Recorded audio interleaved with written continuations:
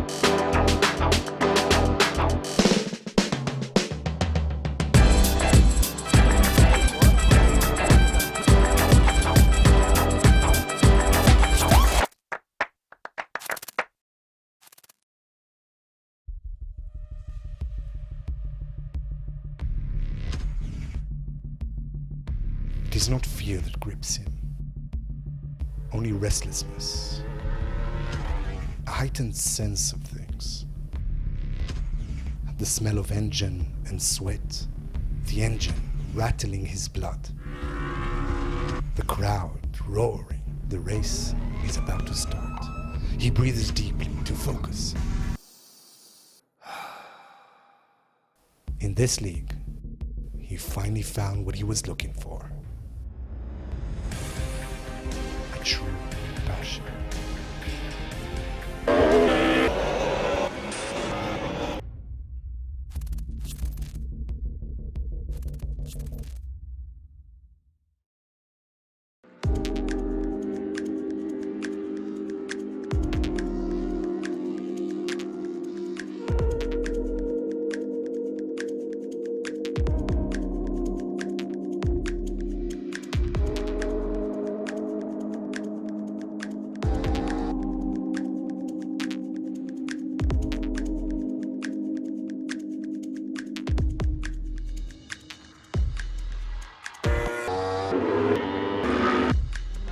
sono Massimo Paganini e per anni ho cercato una macchina che mi desse gioia e adrenalina nella guida e finalmente l'ho trovata nella G1 Series.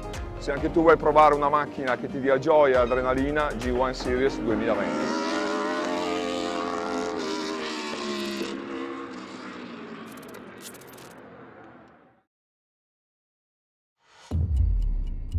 So, you think you got what it takes to race in the G1 Series? Can you keep your concentration? Even in the most stressed situations, can you keep pushing even when things go wrong? Can you master different environments? Can you adapt immediately to different conditions? Can you keep learning? Learning from your opponents, learning from your mistakes, learning from everyone, anytime, anywhere, until you reach your goal and become the best you can. Think you got what it takes to race in the 2020 G1 Series? Then fill in the form now.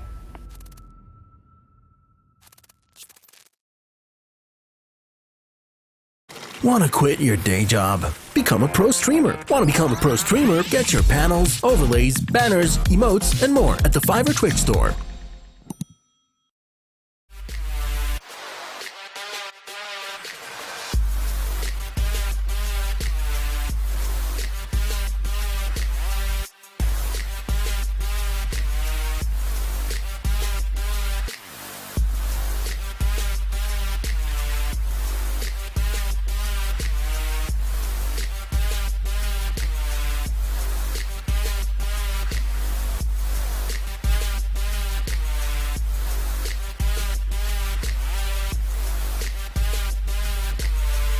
World Pro Racing, where sim racing becomes real.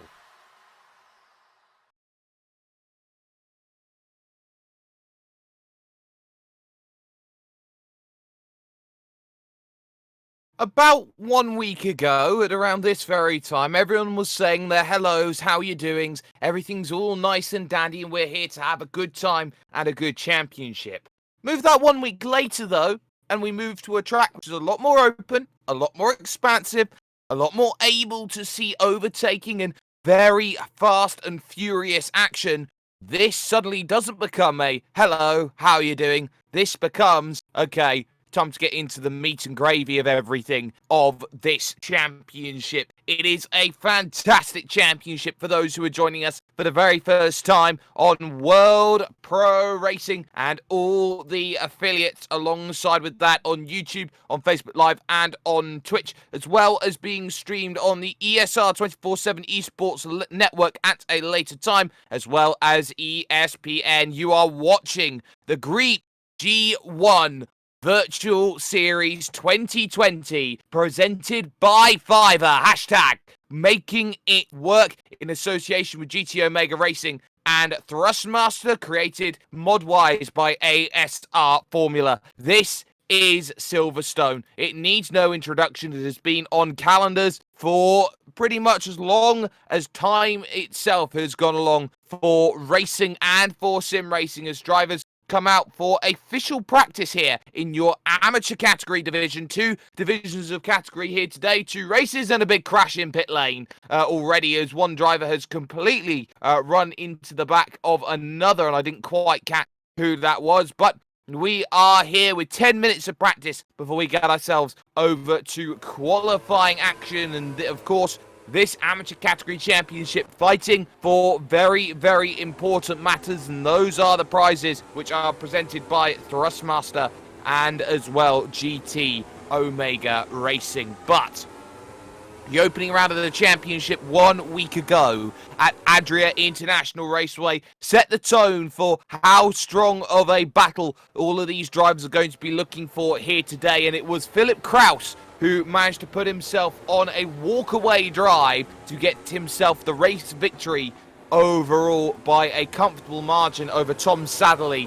in second and Pierre-Andre Previdi, who managed to pick up third position overall. Still, though, there are questions about the favourite Stoyan Barbakov in this field, whose mistake cost him what was second position down to fourth in the final corner 1 week ago. But for the 20 minutes that these drivers have underneath them for racing action here today. They know that mistakes are going to be very, very much punished around a track where you can go all the way to the edges and back again. It's almost like exploring a vast, unexplored world sometimes when you run off here at Silverstone. And of course, this track is very, very quick and is all about being in range. And range is going to be key today because of the fact that this track is so quick. Around every single section, you've got that fabled hanger straight in the final sector, which is going to be key for seeing overtaking done, especially into the Vale and Club corners down at end of the lap as well.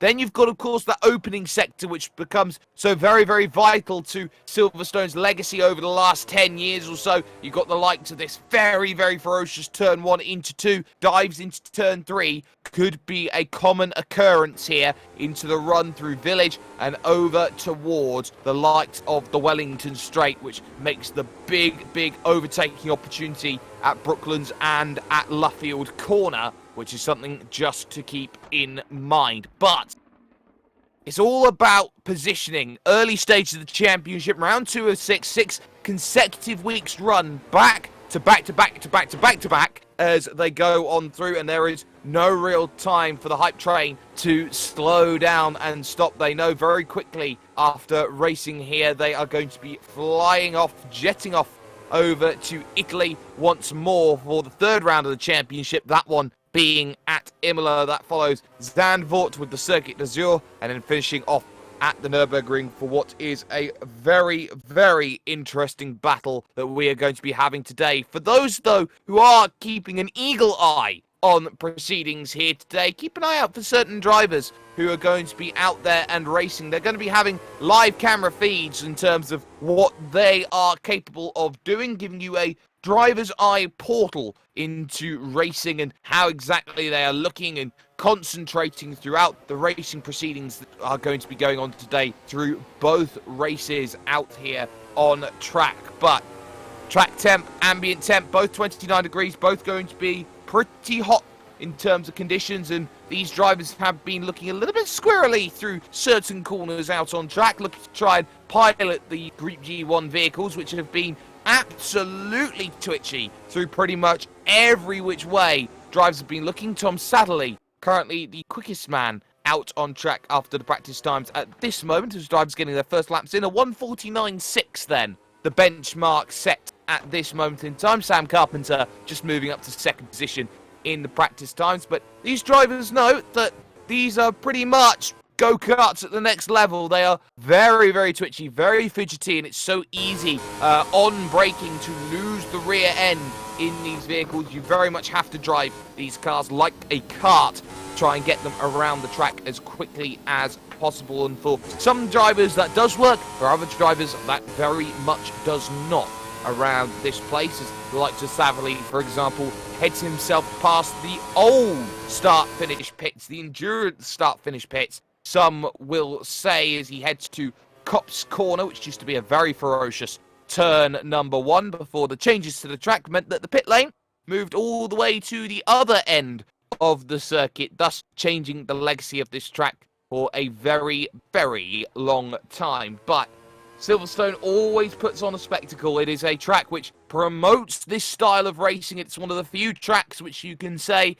works with pretty much any car you put it on the track with. It struggles to find a bad race, but all these drivers need to know and understand is that qualifying will be coming up. Their race is going to be very entertaining to deal with, but they know that qualifying positions are going to be key. 21 drivers here today in this amateur category division, looking to try and put their times together on the board and making sure that they get the best qualifyings possible out there after this practice that is going on. And I think a few of these drivers know what they need to do.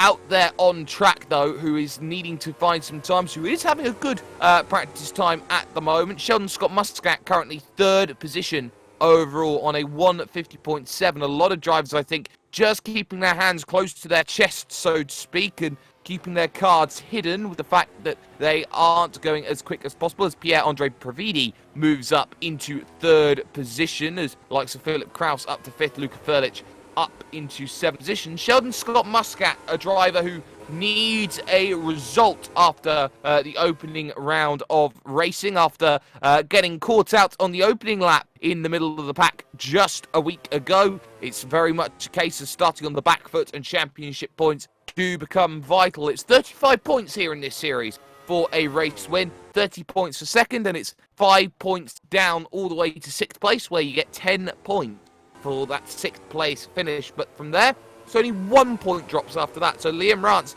is only a point behind Nathan Mistred, Luka Furlich in 8th position in the amateur category championship at the moment, meaning that only the top 15 drivers here today are going to be eligible for scoring points. And that's going to be something else to keep in mind. A poor qualifying, a poor race result, and very quickly, your championship can fall apart to the tune of 35 points.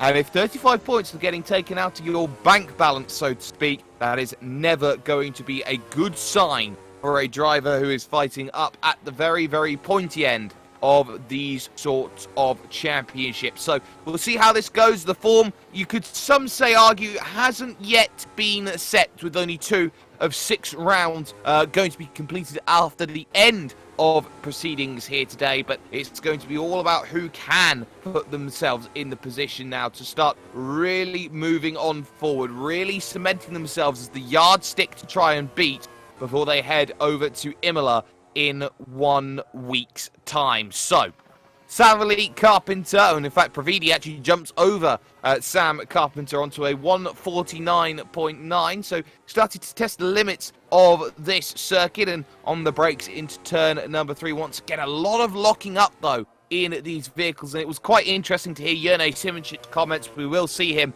in the racing in one race after this, that one being the pro event, and it's all about tyre saving. Not so much over 20 minutes, say to 30 minutes in terms of racing, but that tyre saving.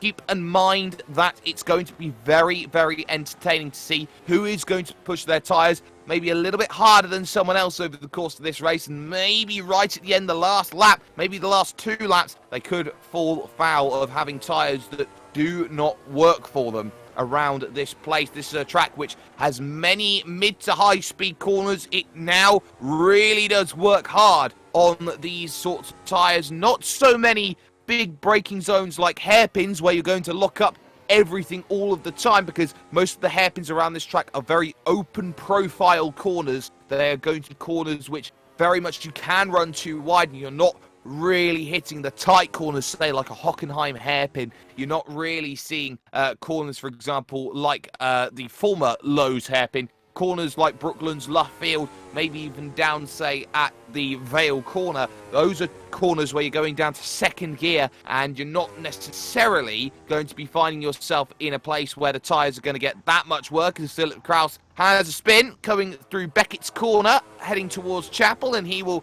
pull it off to one side of the road because there's about 30 seconds remaining here in practice, and after that, that will mean that we'll be taking you over to 10 minutes of open qualifying, where the fastest times will be set, and the driver who has the best open opportunity to go out there and try and pick up a victory will go and try and do so in the next few moments. Few drivers trying to find improvements late in practice. Alessandro Verni stays in 8th position on a 1:51 flat. For the time being, Sam Carpenter making his way around the, I believe that is Chapel corner, and onto the Hanger Straight. Time has expired, and in the next few moments, we will be heading ourselves over to qualifying, which is going to be so very, very vital, I think, for a lot of drivers who knows that when you've only got 20 minutes to go and race, you don't have long to get the positions that you hope to. As Liam Rance, right at the death, jumps up into 6th position with his time, and will be incredibly happy with that one. 1.2 seconds only off of the pace at the moment. So, moving across now, we will start to look at qualifying here, ladies and gentlemen, and the mad dash already starts for drivers to get down to the end of pit lane, to get through. Luka Furlich, I think, just over the line, and we'll have to reverse that one to get himself back on the right side, and that might just be something he's got to be careful of here as drivers start to just a little bit gaggle up here as they think about when the green flag drops, and it does. There's the light at the end of the pits. Let's get going, everyone. Try and work out where's your best place and get yourself out and going. So, like say, Sheldon Scott Muscat, third in line. Philip Kraus, second in line for everybody going on. There's Christian Pintz in 8th position, classified at the moment after no laps have been scored and done so far in qualifying right now. And this is going to be very, very interesting because of the fact there are a lot of high-speed sections. It's not necessarily the best thing in the world to have draft. Yes, it is down the Wellington Straight. Yes, it is when you head over towards Copse Corner. Yes, it is when you're on the Hanger Straight. But you've got some very, very high-speed corners. The Maggots-Beckett section, you do not want to be behind another vehicle through that bit because of not necessarily a massive effect, but there is still those hinges, those fringes of dirty air, that turbulence that comes across in a lot of open Formula vehicles, and of course all the vortices that come over the vehicles that need to have a punch through the air. One vehicle's actually just had a big moment, I believe, and has lost a rear wing somewhere, I do believe, unless I've seen something a little bit wrong. Haven't quite caught who that was, but at the moment all 21 drivers then out on track, from Tom Staveley all the way down to Andrea Dalla Valle in position 21 scored at the moment. So drivers looking to get themselves ready, looking to sort out, okay, where's first laps? The likes of Savelli and Carpenter have already pulled over and said, well, I'm not quite happy with my track position. Time to start again. And you don't have long when you've got 10 minutes, especially when you've got a 1 minute 50 out lap around this place. Looking to try and make sure that you get yourself enough position as possible. But let's go on board with Sheldon Scott Muscat for a lap around this GT layout of the Silverstone circuit here, on towards turn number 1. This is a very ferocious quick corner which is taken at flat out, if not almost flat out. Through the right of 1, no worries. Left of 2 comes along, very much a passing through corner. Then you hit the brakes of 3. Little bit of a squirrel there through that section, in towards turn number 4. Really wrangling at the wheel to go through that section, and widen off the track go Sheldon Scott Muscat, and that will be a lap time pretty surely. That will be invalidated by that one. So let's look a little bit further front to Philip Kraus, who's moving into Brooklands and Luffield corner. Brooklands, a third gear corner into a second gear right then of this Luffield section. All about trying to put the power down as early as possible, and drivers can very easily fall foul and run wide at a corner which does not have any camber to it, which is surprising for a corner of that sort of distance. You normally see a little bit of something there. Into Copse now comes the next run, and this is all about being aggressive through Copse corner. This whole sector is thrilling, and in any car you know this is a challenge. Maggots the right, Beckett the left, and then Chapel the right once again. Looking to try and open up Chapel as much as possible, use those curves, and then onto the Hanger Straight, which will be one of the key places today for overtakes that we will see in towards Stowe Corner on the brakes here. The only British track that will be run here in this season will be Silverstone, and then look to put the power down, moving a little bit to the right and on the brakes into this, the Vale Corner, and then club this long left-hander double apex, looking as it very much tightens in the second apex. You look to make that push for the line. It's a long run to that line as well, and Kraus sets the pace on a 150.1. Andrea Dalla Valle 6/10 off the pace. Barbakov almost half a second back at the moment, classified in second at the moment. Raffaello Morga, who had an upside-down moment in the opening race of the season, he finds himself now up into 4th. Alan Smith now into 5th. Idan Kaufman moving into 6th place overall. But we'll see who makes progress. Pierre-Andre Previdi does, but is 1.5 seconds off here on a 151.6 there for the opening times. Raimo Okus, though, up into 2nd position. That's a 150.3, and Sam Carpenter jumps in the middle into 2nd on a 150.171. 300ths just behind in terms of pole position times at the moment. Liam Rance has jumped up to 4th place, just 0.4 of a second off of what is needed at the moment. And as things stands, there is a 7.5 second difference between drivers 1st to last in terms of times at the moment, with 1/3 of the field yet to set something concrete at this moment. And those drivers include the likes of Tom Savali, Christian Pintz is in there, Nathan Misser, Juran Kuzmierczyk is another driver, and Kirstner Beha, another driver who could be in a bit of trouble at the moment, with half distance in qualifying already scored complete. You're only going to be getting maybe 4 laps here in qualifying, and once drivers have started those laps, they are, of course, allowed to finish it. Felipe Caneo up into 8th place, Alessandro Verni to 7th at this moment in time on a 150.908. Here comes Barbakov, though, looking for a second consecutive lap. You're not going to get a million laps on these tyres. They will start falling away, part of everything that's going on. Sheldon Scott Muscat to the top, though, on a 150-point flat. Barbakov up into 4th place. So Sheldon Scott Muscat finds the top of the timing stands here, and that is key. This track is going to get quicker and quicker the longer that qualifying goes on, as the likes of Tarek and Jumi makes it car 22 in this field. Here's Raimo Okus, though, looking to try and find a bit of time. Philip Kraus is also trying to, but Pierre-Andre Previdi goes provisional pole, or Previdi pole, some would say. A 149.7, first man into the 49s. Okus goes second on a 49.9, so he's 2/10 off of what is needed at this moment. So keep an eye on that. Times are going to be key. Kraus currently stays in 4th position at the moment. Carpenter is 5th. Thurlich stays in 8th position right now in terms of the qualifying times. Drivers looking to get their final stints ready, and it's going to be about who is last over the line as well to get themselves best placed for the run that they've got. They've got 3 minutes and 15 seconds now on the clock. That's not long at all in terms of the way that things are going to be running for them, but 3 minutes is an outlap and then 1 flyer. So drivers who have come in, taken tyres, looking to get themselves back out, this is one-shot qualifying now, essentially. They've got to put their best lap on the table. The bankers have all been done. The likes of Savali has yet to put a lap time in. Nathan Missard currently having a huge moment, actually, heading through Beckett's corner. That's not optimal, going sideways. The Tokyo route, some would say, going through there. And there's the vehicle behind, not having the best of life either. That's Sheldon Scott Muscat, who was pole, down into 3rd position now from that time. So a lot of work to do for some drivers, as this is a very mixed up field compared to what we were expecting here. If the first round was any form to go by, this means that a lot can happen and a lot can change around an old airfield circuit, which is all about top speed, average speed. This is going to be a tall challenge for drivers as they look to try and improve on their times, on their positions. The likes, say, of Stoyan Barbakov goes on to start a flying lap with 2 minutes to go. He'll have 2 attempts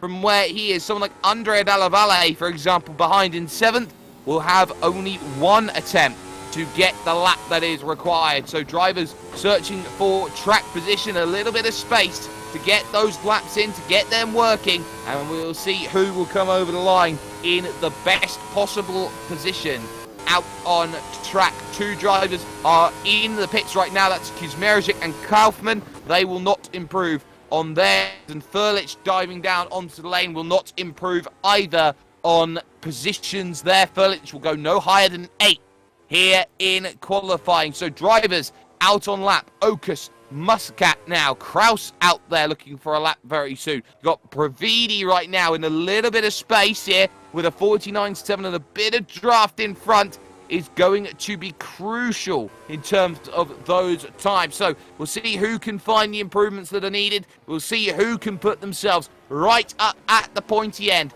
At this moment in time, it's all about finding a draft partner. It's all about finding what you need. Sam Carpenter, for example, on his own, 50 seconds remaining in qualifying, heads through turn number 1. Expect those times to be flying in incredibly quickly, because you've got the likes of Sheldon Scott Muscat now heading down towards the final sector. This is the lowest point in the circuit here, down at Stowe Corner. That's surprising to say, actually, for a track like this, but you don't really see much elevation change around this place. You can see drops down the hill and will head back up the rise on the brakes in towards the Vale corner. Little lock up though, heading through that section, looking to use all of the road here. We'll get one more attempt after this, so don't count this as the final opportunity. Carpenter will not improve on position. Sadly, we'll have to start from the back of the field. Sheldon Scott Muscat stays in third, but has one more attempt. 3 seconds remain on the clock. 2, 1, timer has expired on every driver. So now, who's going to put themselves in position?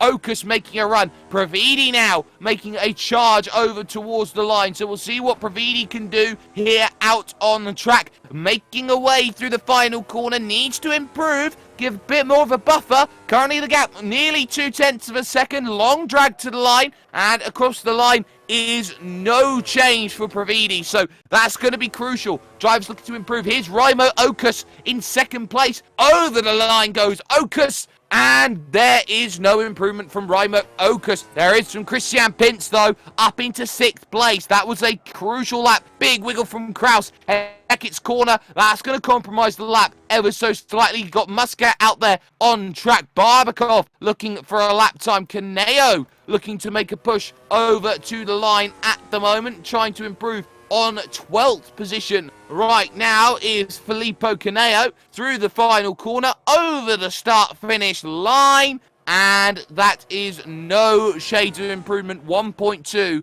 off of pole at the moment. So who's next best place? Try and get a lap in. It's Philip Kraus. He had a moment earlier on. He's 4th position, the winner of the opening round of the championship here in the AM category. Crosses the line and jumps up a position to 3rd, ahead of Sheldon Scott Muscat by 0.5 of a second right now. Here comes Barbakov, arguably best paced at this track, but he goes straight on and he will not improve. Mifsud goes up to 13th place on his time, and here comes Sheldon Scott Muscat looking to come for the line. Makes it nice and narrow, nice and neat, up to 2nd, 1:49.890. Fantastic job there to get that one working, and Jumi's gone off and will not improve. So it'll be Pierre-Andre Paridi on pole, Sheldon Scott Muscat alongside in 2nd, with Raimo Okus 3rd, and your race winner last time out, Philip Kraus, starting from 4th. It'll be Carpenter 5th and Christian Pintz in 6th, with Stoyan Barbakov 7th and Andrea Dallavalle in 8th. Luka Furlich starts 9th, and Liam Rance rounding out the top 10. Elsewhere, you got Kaneo in 12th, Vernie is 11th, Mifsud and Mangan, followed by Sartori and Morga,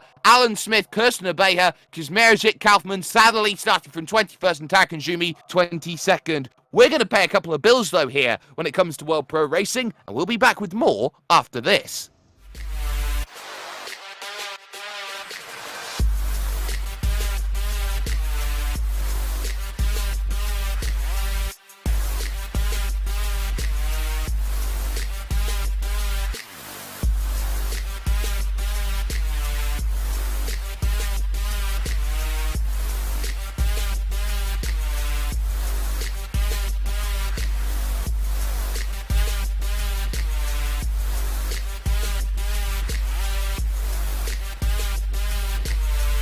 World Pro Racing, where sim racing becomes real. This is bad. Wait, let's just do it ourselves.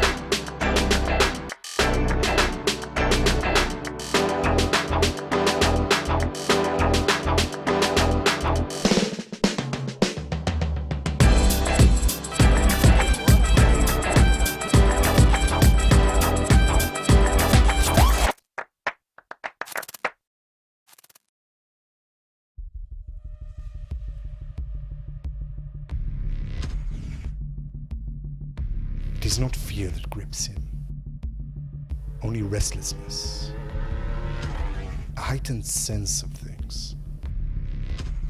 The smell of engine and sweat, the engine rattling his blood, the crowd roaring. The race is about to start.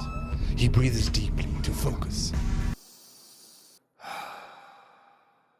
In this league, he finally found what he was looking for. A true passion.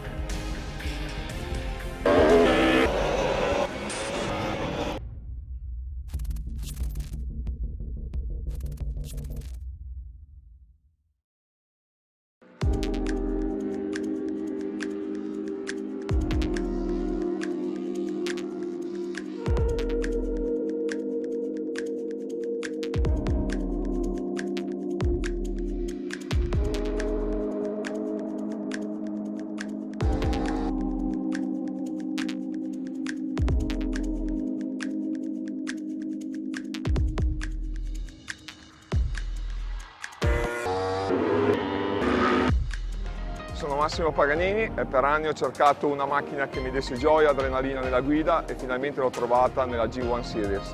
Se anche tu vuoi provare una macchina che ti dia gioia e adrenalina, G1 Series 2020.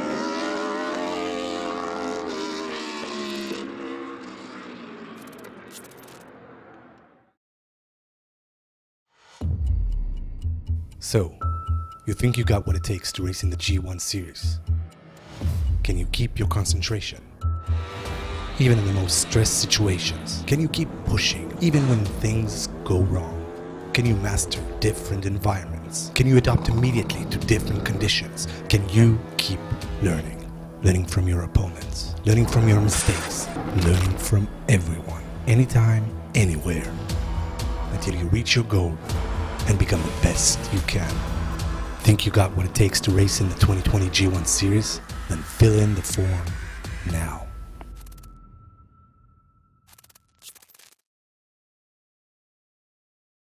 Want to quit your day job? Become a pro streamer. Want to become a pro streamer? Get your panels, overlays, banners, emotes, and more at the Fiverr Twitch store.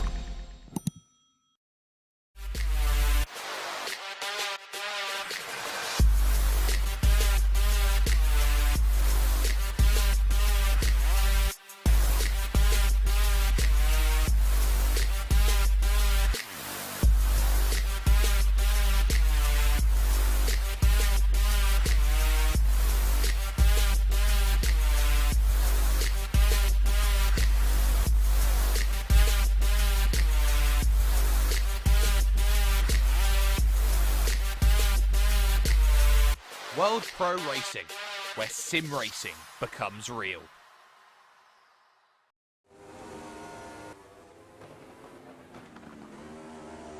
Welcome back, ladies and gentlemen, to your Griiip G1 Virtual Series 2020, presented by Fiverr. Hashtag making it work. And if this series is making it work for you, you can use that hashtag making it work to say, well, how is sim racing helping you this evening? How are you doing? What races have you done over the course of this week? Any sort of thing. If you use the hashtag making it work, we want to know here at World Pro Racing what is making it work for you.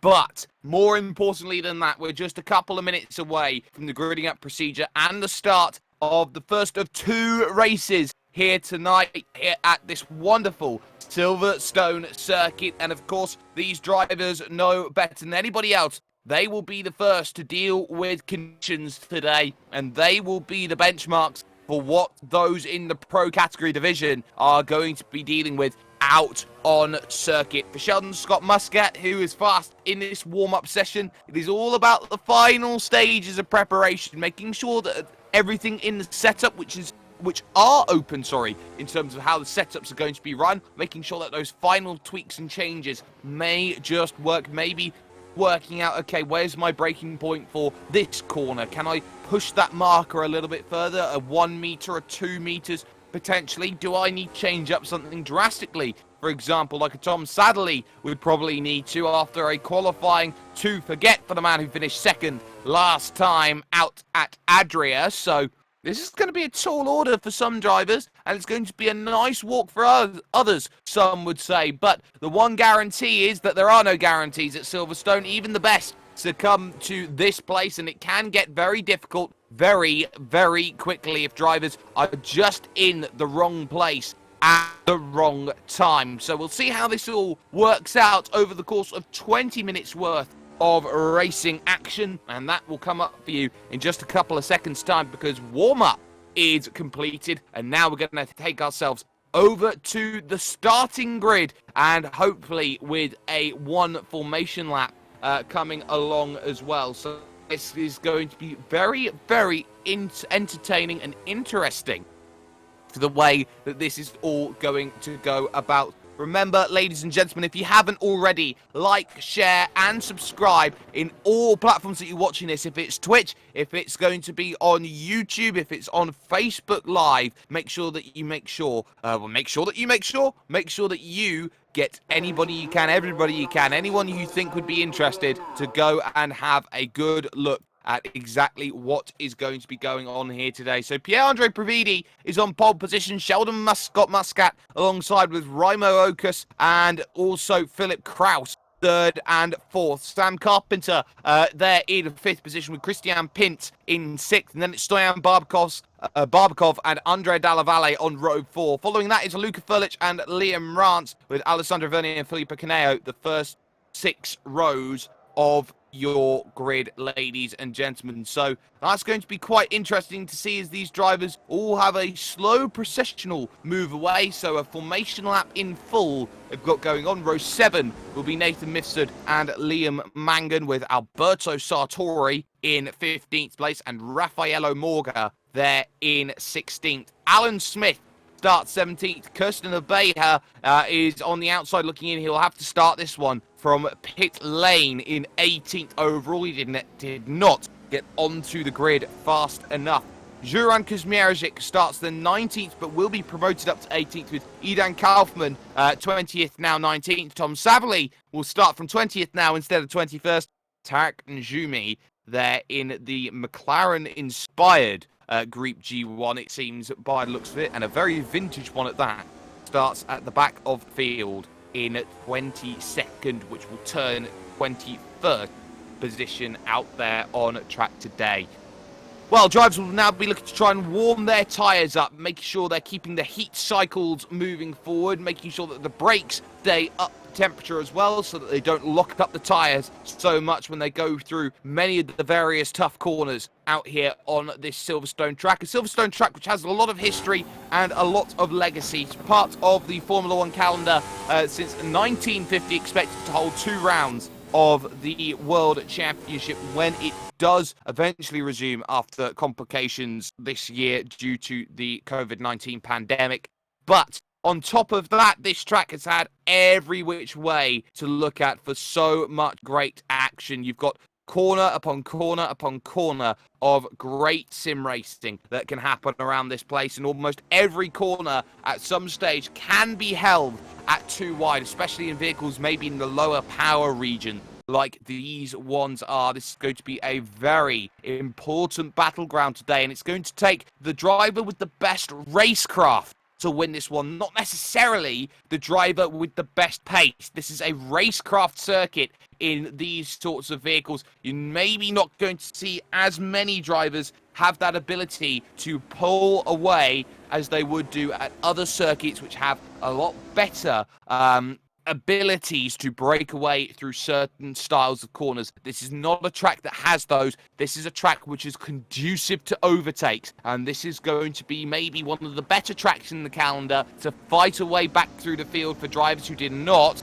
get the times working the ways that they wanted to. But for Pierre-Andre Previdi, he'll make his way through the final corner, and he will look to line up in his grid stall. And this is going to be an interesting look here. He'll be on the left-hand side of the circuit, heading towards turn number 1. Yes, that is the racing line into turn number 1, but crucially, it's the outside as they go. Those who are on the dirty side of the track are going to need a little bit of help potentially, as Tom Sadlerly will be the last driver to pull up in his grid stall, and from there the gridding procedure will start. This is going to be a very important battle here today. This is where you need to be right on it. Drivers getting ready, engine notes set, smoke rising, and let's get ourselves underway. Good start by Pravidi as he goes through. Drivers already pulling out of the way, and Sadlerly already retires out of this race. So Pravidi takes the lead. Muscat there in second, and it is a battle for second that we're seeing right now, because there is Philip Kraus getting a storming start. Now looking towards the outside to try and get this move done as they all funnel into turns 3 and 4. One driver goes wide. That's going to be Christian Pintz, who now has to get nice and neat on the inside. One vehicle spins in front of them, though. That's Andrea Dalla Valle,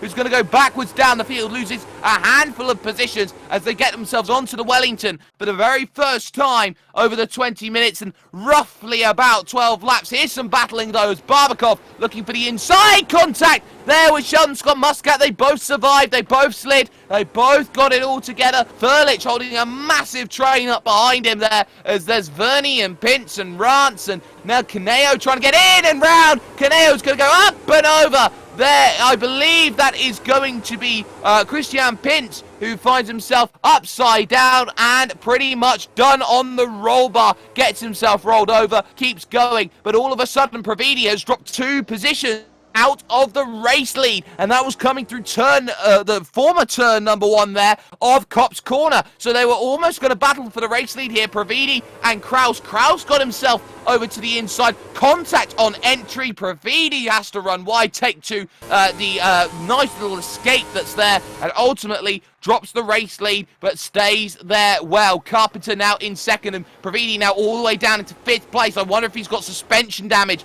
from the contact that he's had. Furlich there in 6th place is going to be under pressure now as Alessandro Verney is going to come straight back. It's been an action-packed opening lap then in your AM category championship, and Verney storms around the outside there of Luca Furlich up into 6th place. Here comes Pravidi looking again at Sheldon Scott Muscat, trying to get back then for 4th and 5th. Kraus leads after starting 4th, Carpenter 2nd, Barbakov 3rd. The way that this race is stacked up after the opening 2 minutes worth of racing, and it is close here as Alessandro Verney all over the back of Pravidi looks to try and get a move done on the inside on the brakes. Not close enough though to get that one happening. Furlich is going to look now around the outside to try and get the position back as Nathan Mifsud makes contact there on the inside, trying to be greedy there on that inside line, but now all of a sudden here comes Liam Rance, and on the outside he'll look to try and battle and gain those positions back. So sadly out of this race with technical issues, but here comes the move again. Pravidi, and there is Alessandro Verney down the inside and making the move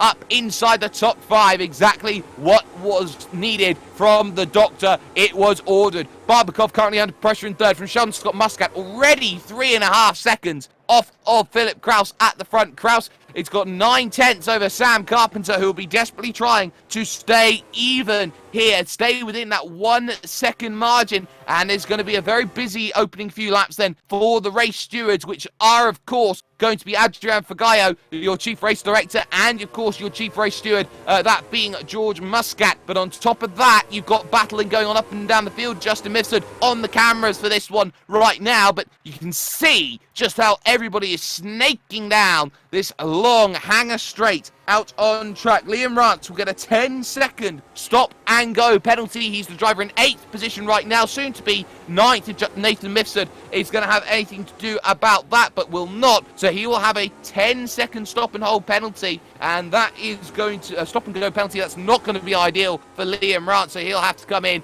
and make a stop then in this one, which of course is not mandatory here in this event, but for the time being, it is all going on behind Stoyan Barbakov as everyone looks for a position to try and hold on to, just for the time being. Felipe Caneo trying to get close to Raffaello Morga in the battle, 13th and 14th out on track as Tarek Njumi comes down in and makes a stop, but no changes of position through turn 3 or turn number 4. For the time being, though, it is going to stay pretty much as it was at the moment. Drivers now are going to be in this cycle pattern. There's actually, here's some defense as Nathan Mifsud having to look behind at Andrea Dalla Valle, trying to go to the outside now to make that move. They were all the way to the inside, and wide runs Mifsud. He can't afford to have that happen too much, and down the inside goes Raimo Okus trying to get this. Is there enough on the outside to make this one happen? Well, they're going to go through the small kink right to Woodcut, tyre to tyre, front right to left rear as they go towards Cop's corner. Surely Raimo Okus has this, and he does with the overlap, and he moves up inside the top 10 back once again. So good work to get that position back once more, but the gap now at the front of the field up over 1.6 seconds out on track, and that looked like a mistake there from Philip Kraus, potentially heading through the Chapel corner, doing okay. Mifsud, though, is off the circuit, and off the circuit big time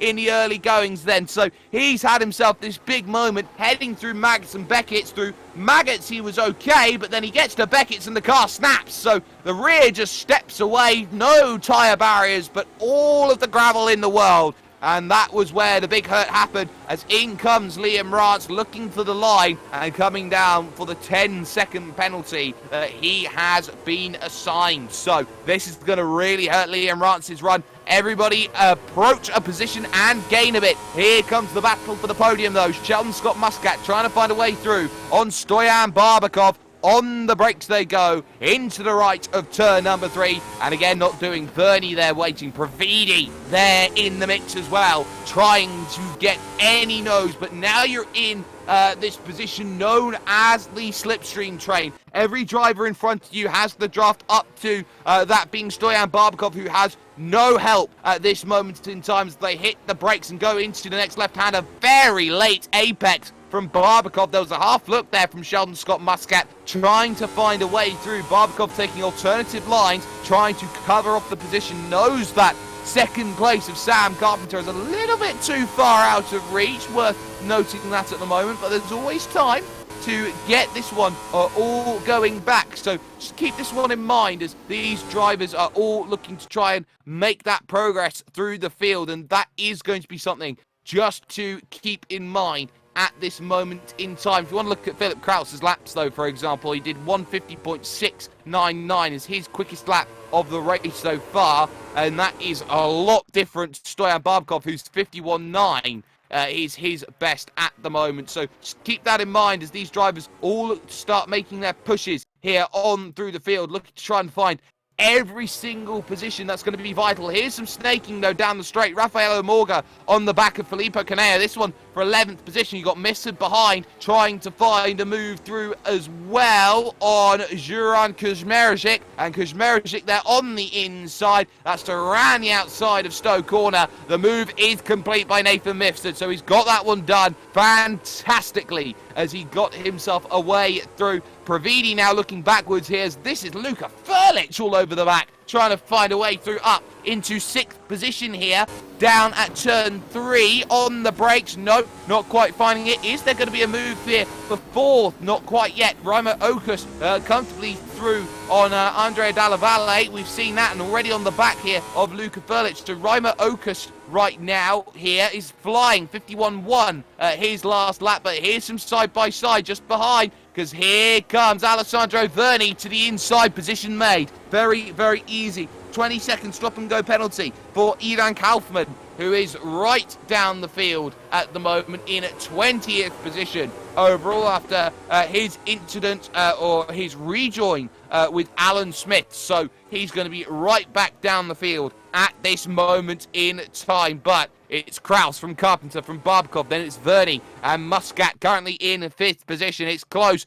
between 3rd on backwards to 10th place, which is being housed by Liam Mangan here at the moment in 10th, looking to try and do everything possible to keep in range here with Andrea Dalla Valle, as there is a big gap forming between himself and Filippo Caneo of 3.3 seconds at the moment. Look at Furlich, though, having to defend hard already. Raimo Okus already ahead by a nose, and now ahead by a whole car as they get themselves through towards Stowe Corner. Nothing Furlich could do. Raimo Okus is flying at this moment in time, and Alessandro Verni's having to defend here because here's Sheldon Scott Muscat trying to come back here, and they can't afford to attack too much or they'll lose Stoyan Barbakov here in this field as they head through final couple of corners. Wide goes Verni, though, through the final corner, and suddenly opportunity knocks, ladies and gentlemen, for Sheldon Scott Muscat to try and get this move. Has he got to look into turn one? No, he's got to follow in the wing mirrors, so to speak, and try and get himself as large as possible to make this move on the brakes. Not close enough. Okus there on the brakes as well, and there is Furlich behind close, but can't quite get that position back, which so very easily he needs to out on track. It's just not happening at the moment, but lead at the front, 2.4 seconds between Philip Kraus and Sam Carpenter. It's that opening sector where the time is going away from Sam Carpenter, and they are already half distance through this 20-minute race. This is going to be a tall order to bring that time back of 2.4 seconds out on track. Here comes Sheldon Scott Muscat, though, in fourth position. Alessandro Verni does not even have a car length to defend with here as they run towards Copse Corner. A brave driver does it as Copse. Sheldon Scott Muscat not quite in position just yet to get that run, but gets a stormer off of the exit here after running slightly wide there, did Alessandro Verni. Not good enough. Furlich, though, trying to get the move done on Raimo Okus, and Okus has to yield there despite having the inside through that small kink left which leads to the Maggots Corner. So Luka Furlich back up then into 7th position. Okus down to 8th, and now it could be 9th again. Was he pushing too hard on the tyres? That could be something to look at here as Andrea Dalla Valle is going to look down the inside, try and pick up this position without too many worries on the brakes. And up the place goes Andrea Dalla Valle into 8th, but here's an up and under from Raimo Okus, who had that one very well scouted and holds the position back once again. So well worked at the moment. Barbakov, though, all of a sudden has started to fall back into the clutches, and this is not ideal here on the podium because Alessandro Verni wants to try and get this move but runs wide at turn 1. That was so narrow actually there from Barbakov. He wiggles, he struggles then as they get on the brakes in towards the next corner. Turn number 3 out on track again using all of the road. Muscat now will see this as an opportunity. He'll try and go around the outside, and all of a sudden you're caught in Schrodinger's overtake if you're Alessandro Verni. Attack and defense become exactly the same thing, and you do both at exactly the same time out on track. Still only one retirement so far in this race as pretty much every other driver now looks to try and make that push through the field. Someone who's struggling is Christian Pintz, who of course rolled the car and got it back in a straight line, but ultimately is running into a few issues at the moment, finding everything to work. Muscat, though, look at how he's going to have to defend here because this is going to be Pierre-Andre Pravidi trying to get through, and in front of that, there is Verni trying to find a way through on Barbakov at the moment, and Barbakov struggling out to the exits of these corners. Suddenly, side by side, Alessandro Verni on the run to Maggots and Beckett's here, and they go through, and just having to lift off there is Verni. Couldn't quite commit to it side by side. It's not quite the last lap of the race just yet, so that one very much the reason why that move couldn't be done. But look at the run off the exit then from Pravidi, who's going to get the run here on Muscat, and all of a sudden it's now everybody for themselves as Furlich now trying to get through as well on Sheldon Scott Muscat as they go through into this next section. Stowe Corner, move complete, 2 positions lost, but Barbakov all of a sudden side by side again. Verni to the inside, the final spot on the podium, fighting this one for 25 points, almost contact as they went on through. Verni's going to run a little deep, and Barbakov's going to try and come back around the outside to try and get this move done. Raimo Okus, though, is going to come down in onto the lane. This is unscheduled, so Raimo Okus, did he only put qualifying fuel in the car as they battle in front of them right now? That's going to be ideal, but no, there's contact, and that's Muscat and Pravidi and Barbakov all off down at turn number 1. Big incident as they went on through. Pravidi just about escaped with it, and that was the fear with 5 drivers going so close. Get a replay of it. It was pandemonium as they went on through. Barbakov struggling with pace, was nice and narrow. Everybody else fanning around, and Luka Furlich somehow found a way through all of it. So massive, massive dramas, and it now means that Kraus leads from Carpenter, Verni's 3rd, Furlich is 4th, Dalla Valle is in 5th, And Liam Mangan now is up into the 6th position overall now in this race. Some side-by-side still as Raffaello Morga's going to try and attack Sheldon Scott Muscat here at the Luffield corner, trying to get the move sorted, leave him out to dry on the outside, hung him out like yesterday's washing. Raffaello Morga inside the top 10. Stewards will have a big look at the instant there with only 6 minutes remaining here in this race and a bit more, but Muscat straight back at Cop's corner. He gets the move done once again, stays inside of the top 10, and suddenly does it look like a stroke of genius that Raimo Okus needed to pit, because all of a sudden in 12th place is on the back of Morga and Muscat after that big incident that happened at turn number 1 out on circuit. But Kraus, a half a second in the middle sector, is starting to walk away as he has done in the opening round of the championship. He finds himself in pretty much the best position of anybody else as now 5 minutes remain here on the clock. Philip Kraus has lost time though in the final sector. He's lost a whole second actually. Sam Carpenter as they go on through, and that is a 10-second stop and go penalty for Sheldon Scott Muscat for the instant down at turn number 1. So that's going to put him back even further. If his first round was anything to go by, his second has been a disaster for different reasons out on circuit today. So he will drop back out of 10th place with Barbakov now in 9th, and Raffaello Morga has lost the place that he had earlier on in this race. The gaps though are starting to look like, okay, we're getting a couple of battles, a group of 2 here, a group of 2 there. Luca Furlich on the back of Alessandro Verni, hoping that a podium is going to be in the offing for a Luca Furlich who started on the 5th row of the grid here, ladies and gentlemen. So anything is possible, and it very much has been at this moment in time. So towards Cops they come along, looking towards that final sector. Furlich looking to the inside with a nose, but not having enough room to make that happen just yet. He's running out of laps though to make this happen. He needs to find something soon if he is to get exactly what he needs. And Furlich now trying to chase down through every corner, but running wide, missing apexes, just putting too much power in is starting to cost Furlich's run at the moment. And if they start tangling, Andrea Dalla Valle is only a second back, so it's going to be a case of, if you're going to make a move, you're going to have to do it now, you're going to have to do it quickly. Behind that, Filippo Caneo in 8th place has got 2 very hard-charging drivers. You've got Soyan Barbakov there, you've got Sheldon Scott Muscat who needs to pit. These 2 are going to need to get by pretty quickly, if memory serves me correctly, or if anything serves anyone correctly at this point. In comes Muscat for the stop and go, but Caneo just holding on position here with Barbakov just behind. It's been a case of the walking wounded so far here in this race. Raffaello Morga has Raimo Okus for company as well in 11th and 12th position at the moment, but at the front 1.9 seconds for Philip Kraus here with Sam Carpenter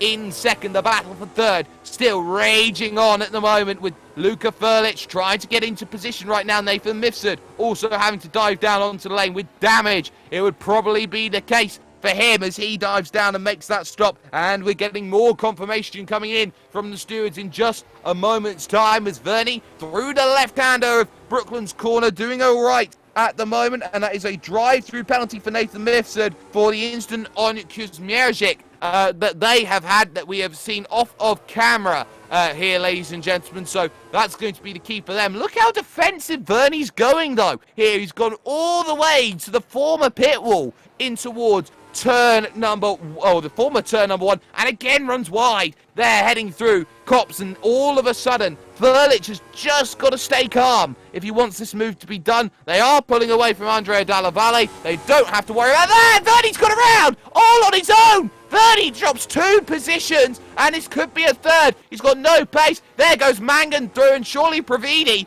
might just snipe one away as well here on the hanger straight with Verni not up to speed. An unforced error, and it's all gone away. That is a podium now down to 7th position, and that is how you don't take the Beckett's corner here at Silverstone. 2 laps remaining though for one Mr. Philip Kraus, who leads this event by 1.9 seconds, but there's traffic in the form of Tarek and Jumi in front. They've got to be careful as they approach it. Kraus and Carpenter. Carpenter has not shown signs of closing down that gap, but has kept Kraus honest throughout the entirety of this race so far. But now every position becomes a battleground. Mangan will have to hold off Pravidi and Verny. And then you got this here as Barbakov is through on Kaneo. But look at this. Raimo Okus wanting to get into 9th place here up at turn number 3. On the brakes they go. Muscat in again to try and get himself to stop, and on the brakes they go. Not happening. Raffaello Morga on the back, diving for the inside. That's not going to work. Going to have to sit and wait, and you can't be greedy at the back of the train. Yes, you're running out of laps. Yes, you're running out of time, but you have to pick and choose your moments. You have to pick and choose your chances as you head on to this Wellington straight, looking for the move. Again, back into line you go, and try and search that overtake again. Will you have to, Raimo Okus? It's not happening just yet as they head on through. Furlich holding off the positions that he needs. Mangan doing just enough. 0.4 of a second Mangan's got over Pravidi, but that is not a guarantee by any stretch of the imagination right now in terms of the way this is going. Lap traffic comes up ahead for Stoyan Barbakov in his battle right now, and suddenly 20 minutes is put on the clock. This is the final lap of this race, and it seems that for Philip Kraus, he knows what he needs to do. He knows what he's needed to do for a very long time as he hits the brakes and looks through the left, looks through the right here of the Vale corner, and will round himself through the final little section of track. It's been fantastic once again by Philip Kraus as he goes back to back with victories, with Carpenter in second and Luca Furlich picking up the podium. It's going to be close to the finish. Pravidi and Verny. Verny's going to run out of road. If he's to get this one done, he can't find it. Oh, it's all kicking off in the background there. Raimo Okus there almost gets a rear tyre full of Kaneo. Kaneo just about holds it off. Raffaello Morga can't attack and pull this one up towards the end either. It's a long run to the start-finish line, remember, as drivers will feel like they had chances today but have just not found them. Kuzmericic, though, under pressure. Here comes Nathan Mifsud down to the inside, looking to pick up 14th place, and around they go and pick one up more for Christian Pintz. He steals one from Nathan Mifsud, trying to be aggressive late on. So the final driver's coming over towards the line. This is how it all finished. Philip Kraus picks up the win in 20 minutes and 31 seconds, wins by 1.9 over Sam Carpenter, with Luca Furlich in 3rd place. Andre Dalla Valle finishes 4th with Liam Mangan 5th, and Pierre-Andre Pravidi coming home in 6th place. Alessandro Verny gets 7th with Stoyan Barbakov 8th, and Raimo Okus in 9th. Filippo Caneo rounding out the top 10. Following that, Raffaello Morga finishes 11th with Alberto Sartori Quiet Race in 12th place, with Liam Rance in 13th and Duran Kuzmericic in 14th. Christian Pintz finishes 15th with Alan Smith 16th, Nathan Mifsud 17th, and Kirsten Abeja in 18th place. Sheldon Scott Muscat is classified as 19th, with Njumi and Kaufman 1 lap down, and Tom Savely pulling out before he even got past the start-finish line with technical issues in that race. Well, 2 from 2, and a big boost in that championship for Philip Kraus. He knows what he needs to do, and that is to continue putting those results together as racing does continue around this place. But we are very much not over and done with racing action here today, because your pro event comes up in just a few minutes' time. We are going to step aside, ladies and gentlemen, because we'll be back with pro action coming up after this.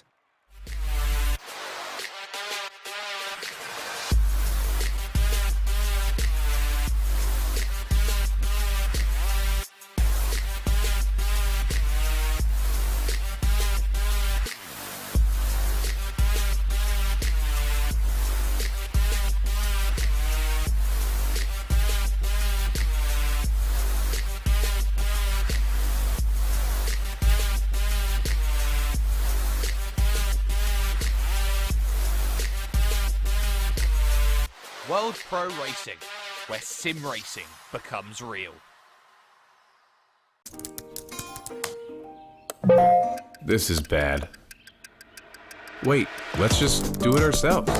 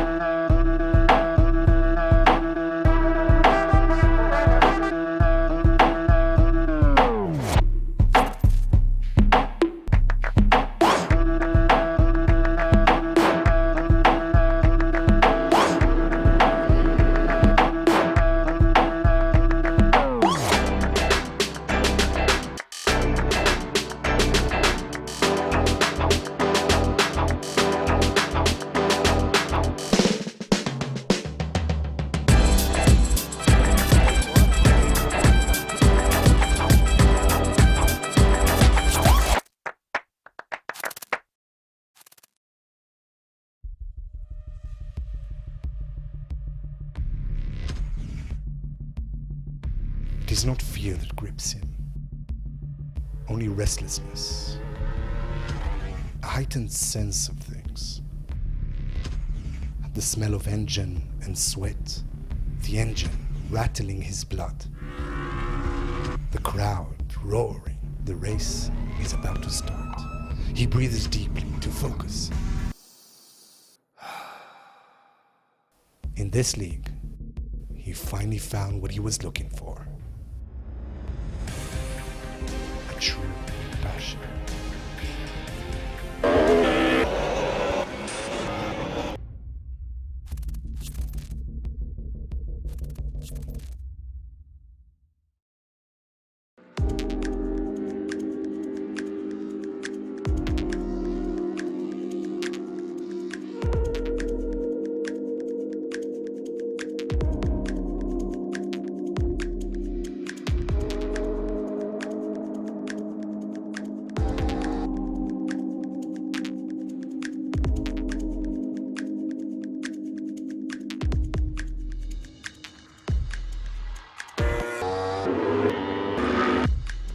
Sono Massimo Paganini e per anni ho cercato una macchina che mi desse gioia, adrenalina nella guida e finalmente l'ho trovata nella G1 Series.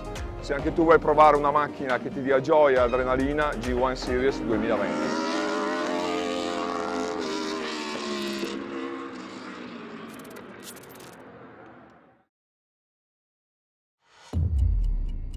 So, you think you got what it takes to race in the G1 Series?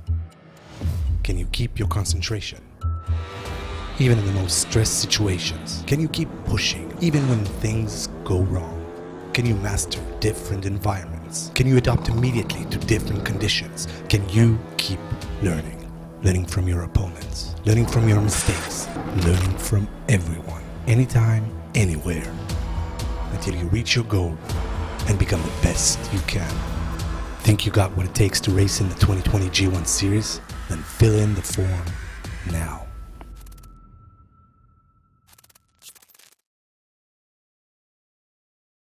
Want to quit your day job? Become a pro streamer. Want to become a pro streamer? Get your panels, overlays, banners, emotes, and more at the Fiverr Twitch store.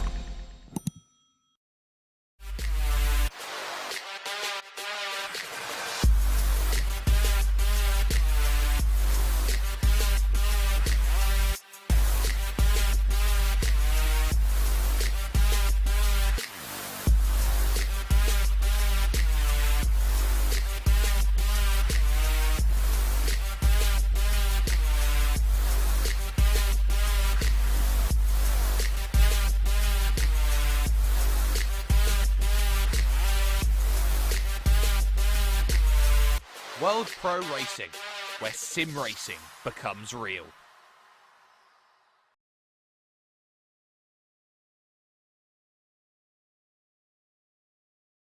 Welcome back, ladies and gentlemen, to the Griiip G1 2020 Virtual Series here on the rFactor2 platform, presented by World Pro Racing. We are streaming live on YouTube, Facebook Live, and Twitch, as well as later on the ESR 24/7 Esports Network and ESPN. This series is presented by Fiverr, hashtag making it work. And of course, prizes for the AM category we have seen, presented by GT Omega Racing and Thrustmaster, your mod, created by ASR Formula. Now, to the big matter, the big money, the 5,000 duel that these drivers will be having for €5,000 pool, the race for 2,500 for a championship victory overall. It's going to be a very interesting tale for these drivers who are all here looking to try and put themselves up at the very, very top. For the time being, in terms of who got the big spills at the opening round at Adria, well, no surprises. It was the burst esports man. It was the Croatian Jurnej Simončić who put everybody in their place with some tire-saving mastery that came into full fruition. But no guarantees after the opening race, because this race is going to be very, very crucial. Erhan Yajovski, for example, and Risto Capit have a lot to prove with the Roman Grosjean team, R8G, taking over from AAA. It's going to be a big showing that they need after a 1-3 performance. Oh, sorry, a 2-3 performance, I should say, last time out. And it is worth talking about who is best placed where when it comes to that championship, because as everybody knows, when you're fighting for the series, it is going to be all about who puts points on the board and who puts them up earliest and who puts them up the most consistently over the course of the season. So that's something just to keep in mind. So that's going to be key. So these drivers all know what they need to do. They all know what they have underneath them. Got the likes of Dennis Jordan, who did very well. Alex Siebel, Davin Rojek, all looking like they are going to be well placed for the runs that they are looking for over the course of the event. So we'll keep an eye on that as they find themselves in practice at the moment, looking to try and find themselves with some good results out there today. Something else of note is the fact that Peter Briliak has officially made his move to Williams. So keep an eye on Peter Briliak, who was in the midfield for the majority of the racing that had been going on. So Peter knows that what he needs to do with this new team is make a bright impression first and foremost over the course of the racing. Something that is worth talking about, actually, in terms of the championship. A 5-second penalty was handed at the end of the last event when cameras all got turned off to Jurnej Simoncic, which has actually cost him the race victory overall. I believe that was the incident with Erhan Yayovski. So that meant that Risto Capit, Erhan Yayovski, and Dennis Jordan for both R8G cars and also the Evolution Motorsports team have jumped up the order 1, 2, and 3. So that is a huge swing in terms of where Jurnej Simoncic would be looking at in terms of what he wants for his championship. He won the race on the road, but he didn't after Stewart's inquiry. So from what was a 5-point lead is now a 15-point deficit. So those 5 seconds are enough of a 20-point swing in this championship. So everything has started to turn and change, and result now becomes so very vital in this one. But with just about 6.5 minutes to go before they get themselves over towards qualifying, and a very strong qualifying it is going to be as well. The form book says Roman Grosjean's team, which only just came into fruition last month, is pretty much at the top. And it's worth talking about the run as Risto Capit sets the first representative time on the board, a 1:48.999 to jump inside of the 1:49 barrier. What is worth talking about is actually what this means for sim racing and what Roman Grosjean jumping in, and he jumped in pretty much under the radar, I think is the right way to describe it, because I think I only found out the day before covering the opening round of the championship that Roman Grosjean had a team, and actually the caliber of drivers that they brought in, the likes of Risto Capit, Erhan Yayovski, but Thibaut Calzabon in there as well, as someone who's going to be electric to watch when it comes to these sorts of series. Now the question becomes, okay, they got a 1-2 in the opening race. Didn't quite get it on the track, but they got a 1-2. They've got the stranglehold in the championship. That's exactly what's wanted. Where next, though? It's a small team. 5 drivers at the moment, 6th one on the way. Small team, prestigious team, all about getting best drivers for the job team. Who joins the team? I've said team about 18 times. It would be worse if they actually signed Nicky Team, but that's a different point entirely. But for the time being anyway, it seems like Roman Grosjean, who will be looking on and seeing, well, how are the results doing? Oh, they're doing pretty well at the moment. We had a 1-2 in that opening round, thanks to Stewart. They will be hoping that their result is going to go well compared to the Danish outfit, which is Burst Esports, which had some very drivers back in on the team a couple of years ago, the likes of Marcus Jensen, who's moved on to Team Redline, the likes of Kazuki Umeshima and co. This is a team which is all about development, really, when you see Burst Esports. They want to challenge in different areas. They want to make sure that they put themselves up at the highest level possible.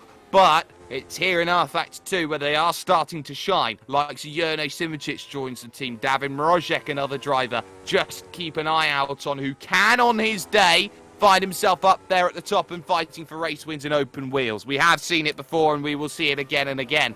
There are so many drivers who could put themselves up there in the talking point of conversation. There are also other drivers who are surprisingly out of the talking point of conversation. Yuri Kasdorp is one of them, a driver who arguably, when it comes to GT, when it comes to closed wheel, arguably is the fastest man of anybody, and could be someone who really does knock on the door and says, well, hello, this could be my challenge. He definitely isn't a slouch when it comes to sim racing, and you can see that through the amount of sims that he races, the amount of prestige that he has on those sims. I saw on his iRacing account that he moved over 7,000 after spending only 1 year on the service, so that's a big plus for Yuri Kasdorp. But Kasdorp is this sort of driver who is hit or miss at the moment when it comes to vehicle. There are some vehicles where it clicks with him and he's an acre ahead of the rest of the field. Something like this, though, here in your Griiip G1 series, he's nowhere at the moment, and it showed in the opening round of the championship, and he needs to go and find something again. Quite interesting, though, here in terms of practice. Jesper Eriksson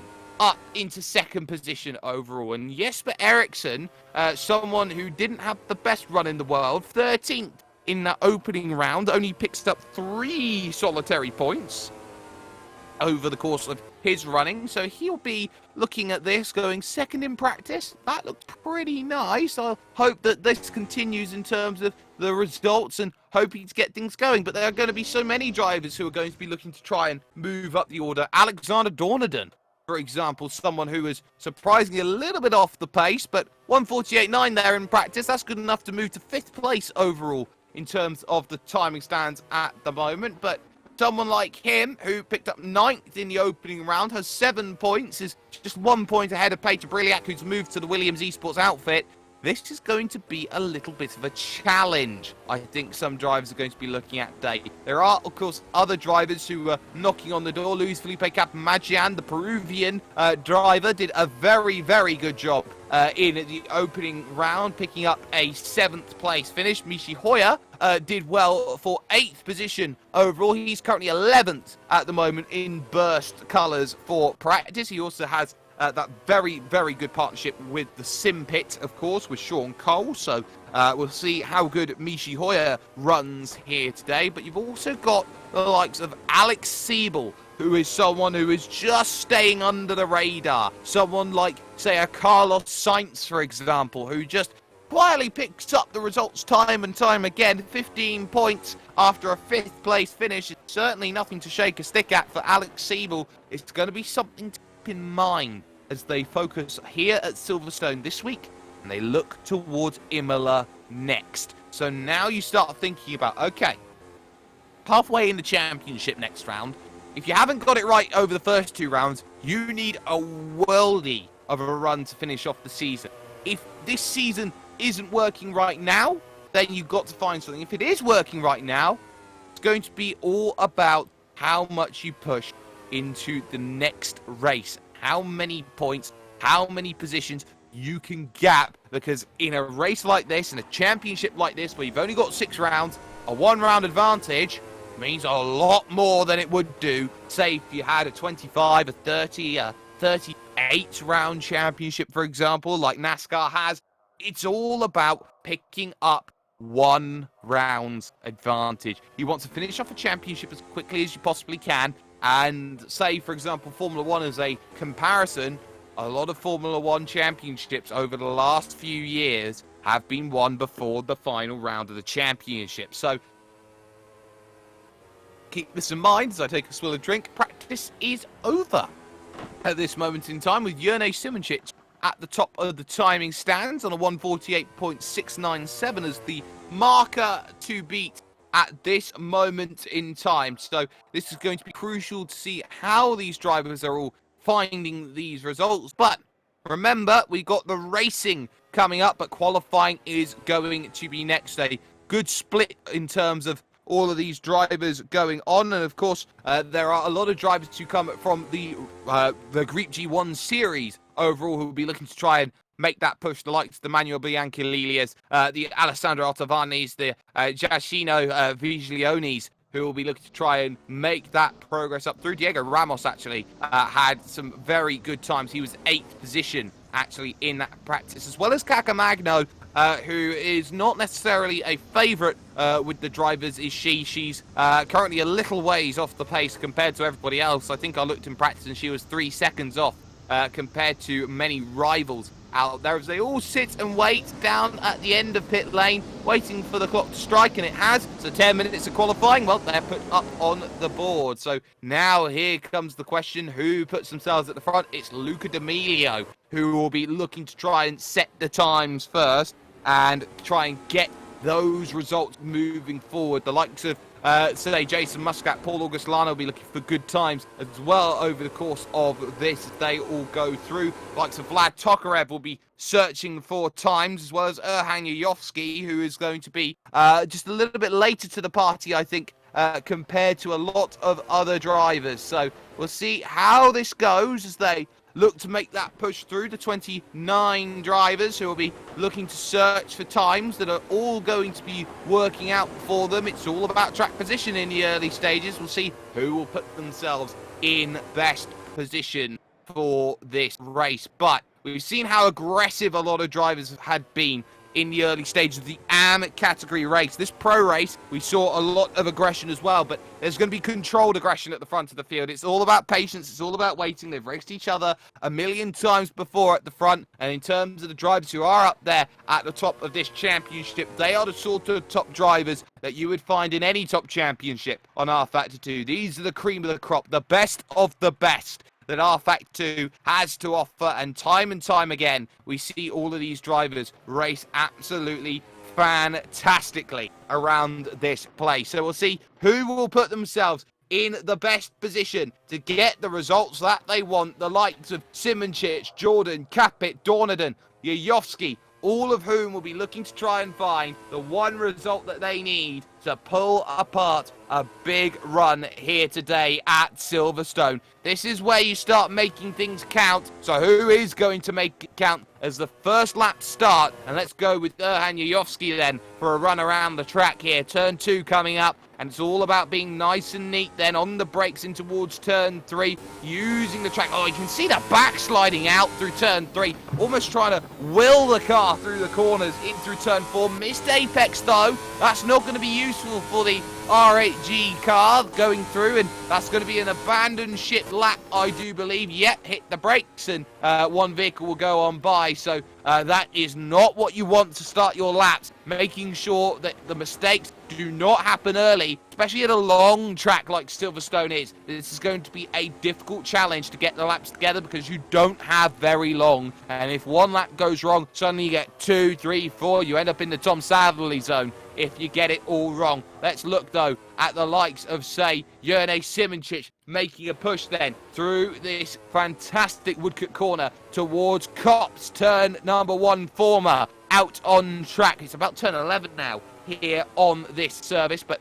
all of a sudden, it's all about straight lining. It's all about maximizing every bit you possibly can, and in terms of making good runs, this is the purest form of speed running, ladies and gentlemen. And there's a slide from Simoncic, and this lap is scruffy all of a sudden for the man who won the opening round on track, but did not win the opening round after the stewards had their say. And of course, they've got a good lot to go on. Risto Capit here, other of the R8G, the Roman Grosjean car, making a run towards the final couple of corners, hoping that those first times coming in are going to be ideal. We'll see where the form is. D'Amelio on a 49.4 sets the opening pace then for this one. Siebel, though, to a 48.9 puts the time in. Ericsson up to second, but Capit improved. 48.676 is the marker. Dornaden up to second. Simoncic is only down in fifth. He's half a second back despite the slide. Brilliac there for Williams up into second position. That was a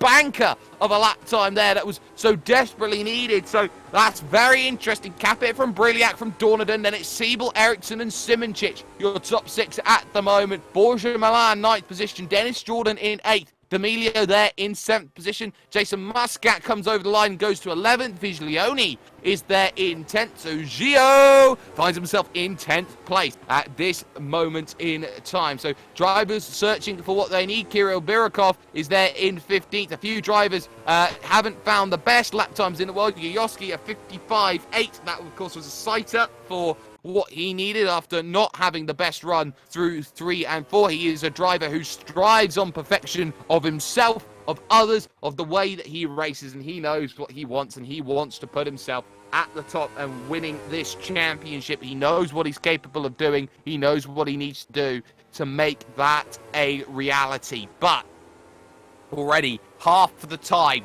gone then in this qualifying session. They know what they have underneath them. They know what they need to achieve. They maybe have 2 laps, pit 2 laps, or sometimes 2 laps, pit 1 lap in terms of what they have underneath them at the moment. Kasdorp 13th on a 49.9, so 1.3 seconds splitting the top 13. Expect it to be a lot wider, the margins here today. Kakamagno is down the order on a 59.2. She's 10 seconds, 10.5 seconds actually, off the pace along with Yoyoski, but searching for sighters around this place, and it is tough to adjust to what is needed of drive today to get the results that they want. Yoyoski, where did that 48.2 come from? That's a magical lap, with Risto Capit second on a 48.5. The lap times are fantastic at the moment, and Briliak in third is 6/10 off of what is needed. Drivers searching for every time possible. Lana now in 13th. Diego Ramos up into 11th place out on track. So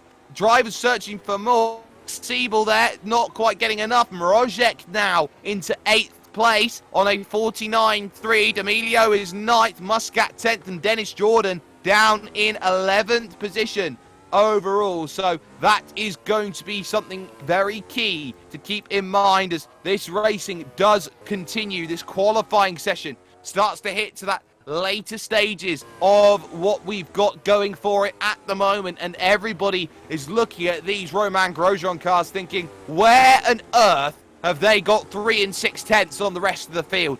That is magical at the moment from those two who are looking like they're trying to set up to be class of the field. Here comes Dornaden over the line, 48.913, does not set a representative flying lap that time by, so he will not get anything in terms of improvement just yet. Mrozek coming out to the pits for his final run of the racing. I think a lot of drivers are searching for the one more. What have I got? Have I got the one more lap? Have I got the one more 10th? The one more 100th? Maybe if you're someone like Dennis Jordan, you're searching for the one more 1,000th, because currently 9th to 11th are split by just 4 of them. No, sorry, 5 of them at the moment. D'Amelio to Dennis Jordan. So that is incredibly close, fighting for the top 10. Other drivers down the order. Kapamajian is down in 20th position at the moment behind his teammate Dean Vella in 19th overall as part of the RPM Esports outfit. You got the likes, say, of Gio Viglione down there in 13th place. Overall, Ottaviani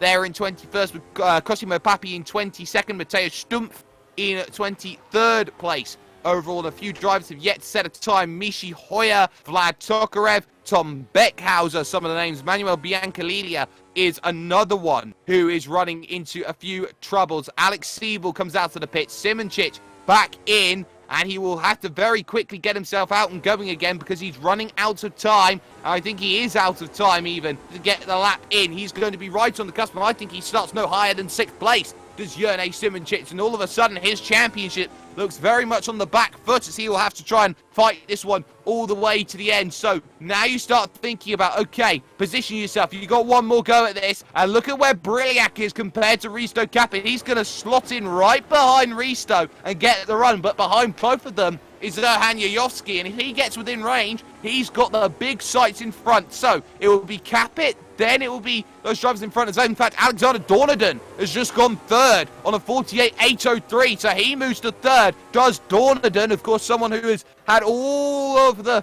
big looks at him from his career in sim racing. He's someone who's got that marquee name value put up alongside him. Alexander Dornaden then going up to 3rd position overall. Suddenly everything becomes vital. Everything becomes a case of, well, what can you find left as these drivers will all start searching for, okay, 45 seconds to go. Where am I best placed to get my final lap going? You've got drivers out on track, looking for it. D'Amelio will go no higher than 8th. Simoncic no higher than 6th place. 30 seconds to go. Who will put themselves in the wheelhouse at the moment? Siebel on the back then of the likes of Erhan Yuyovsky as well. This is going to be a mad rush to make sure everybody gets themselves into position right now as Mishi Hoyer goes 10th with 1 lap only. Jumps Mrozek, who's down now into 11th position. Kapamajan up into 9th overall with his time, and drivers now going through 8 seconds to go. Briliak will get over the line and get himself going. Capit out there already on a flyer. Siebel out on a flyer. Simoncic will not get anything going. Timer expires on the clock.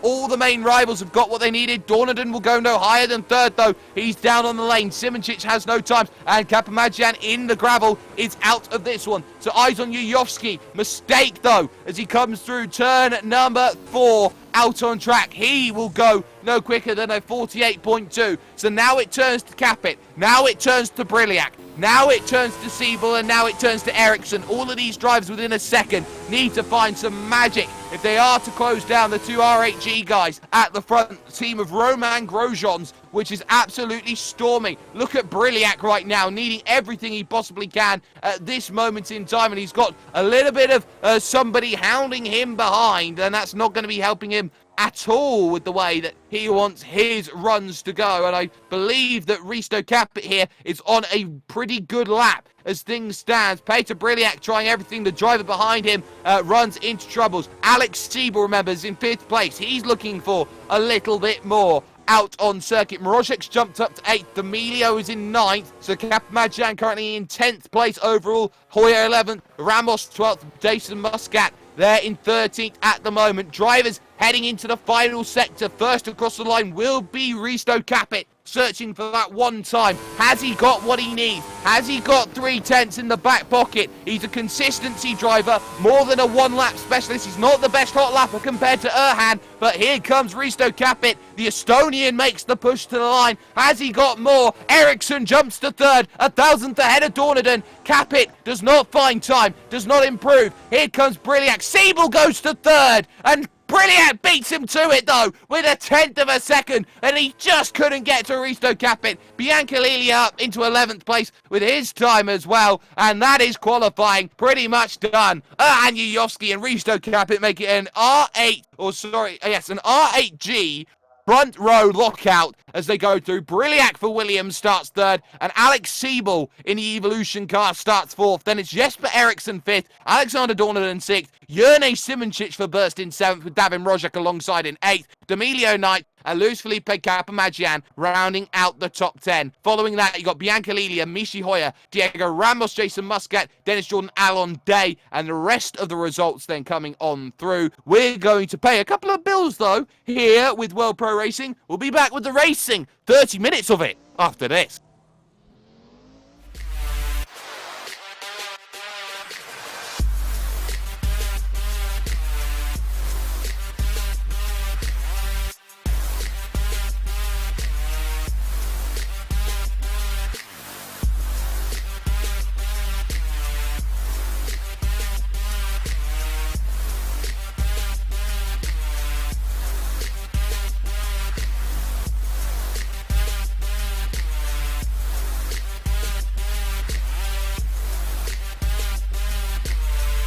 World Pro Racing, where sim racing becomes real. This is bad. Wait, let's just do it ourselves.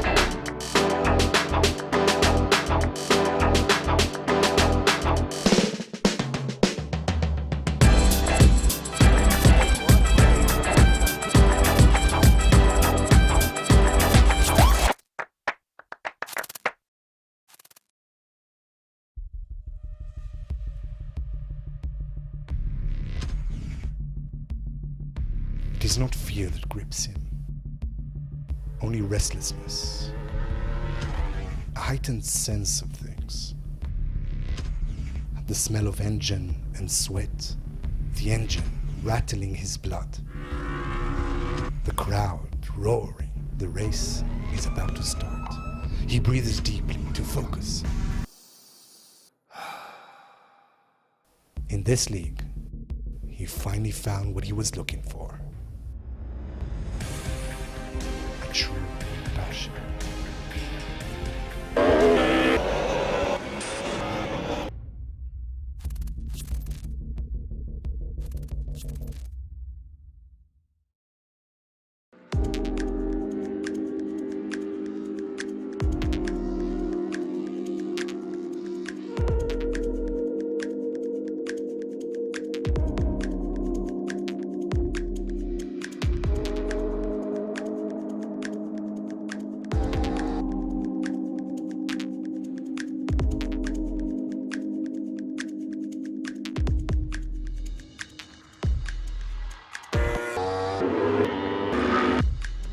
Sono Massimo Paganini e per anni ho cercato una macchina che mi desse gioia, adrenalina nella guida e finalmente l'ho trovata nella G1 Series. Se anche tu vuoi provare una macchina che ti dia gioia e adrenalina, G1 Series 2020.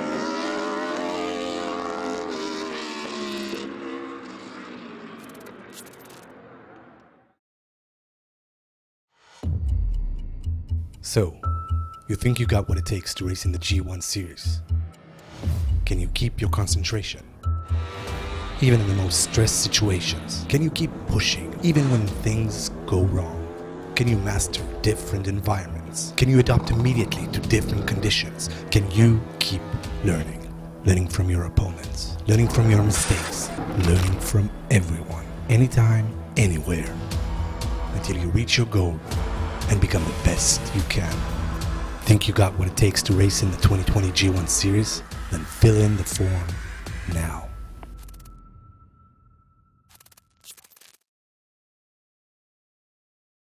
Want to quit your day job? Become a pro streamer. Want to become a pro streamer? Get your panels, overlays, banners, emotes, and more at the Fiverr Twitch store.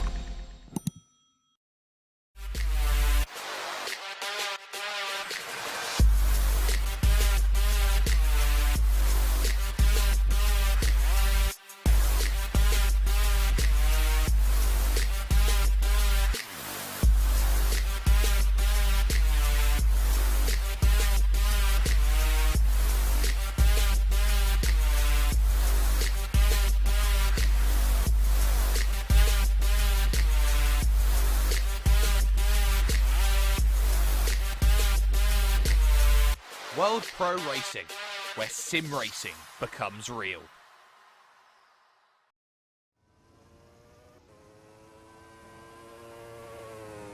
And welcome back, ladies and gentlemen, to this, your virtual Series, which is, of course, brought to you by Griiip G1 in 2020. It is presented by Fiverr. Hashtag making it work. We want to know how you are making it work as well, as these drivers will look to make it work for 30 minutes worth of racing action here in the second round of 6 here in this very important championship. As things stand, there is a lot of battling, there's a lot of sorting out to be done, but it was those who got the win after the cases were closed in terms of the racing action who are at the front. Yayovsky ahead of the championship leader Risto Capit, and if they stay in those orders that they have going on, they will be tied equal on point heading to Imola, the third round of the championship. So, now comes a big opportunity for these drivers. They know this track is all about overtaking, getting things done quickly. And if you can get it done quickly around this place, you can put some drivers in a little bit of a difficult situation is the right way to describe it. And I think those drivers who are going to be in a tougher position when they are forced to battle will now have to see how much their mettle is tested. There are a lot of drivers in this field who need to find a way back through in this championship. Briliak is certainly one of them in the Williams Esports outfit. Needs to find result and needs to find them quickly after what was a poor opening round to the championship. You can't afford those. Those are very difficult to recover back from. But if this is any series where we see some variation in terms of who makes it to the top and who finds victories, well, drama could very well await these drivers as they will be getting themselves ready. Warm-up is over. That's it. Setups now have to be locked in place. Any changes they've made, they're done now, and they have to make sure that what they have available to them is going to be a masterstroke heading into this big race. This is the Silverstone GT layout. It's a longer run to the start-finish line, and it is going to be a big challenge today for these drivers who know that every corner is a tyre killer out on circuit. So who's going to put themselves best placed then today for the racing action that we've got in front of us? Gridding section now applies as Erhan Yayovsky and Risto Capit will lock the front row. Peter Briliak will start third with Alex Siebel there in fourth position. Jesper Eriksson starts fifth with Alexander Dornaden in sixth, with Jerno Simoncic and David Mrozek making it an all-burst fourth row. Luca D'Amelio is followed by Luis Felipe Capamagian. Manuel Biancalilia starts 11th with Michi Hoyer 12th. Then it's Diego Ramos, Jason Muscat, Dennis Jordan, poor qualifying 15th.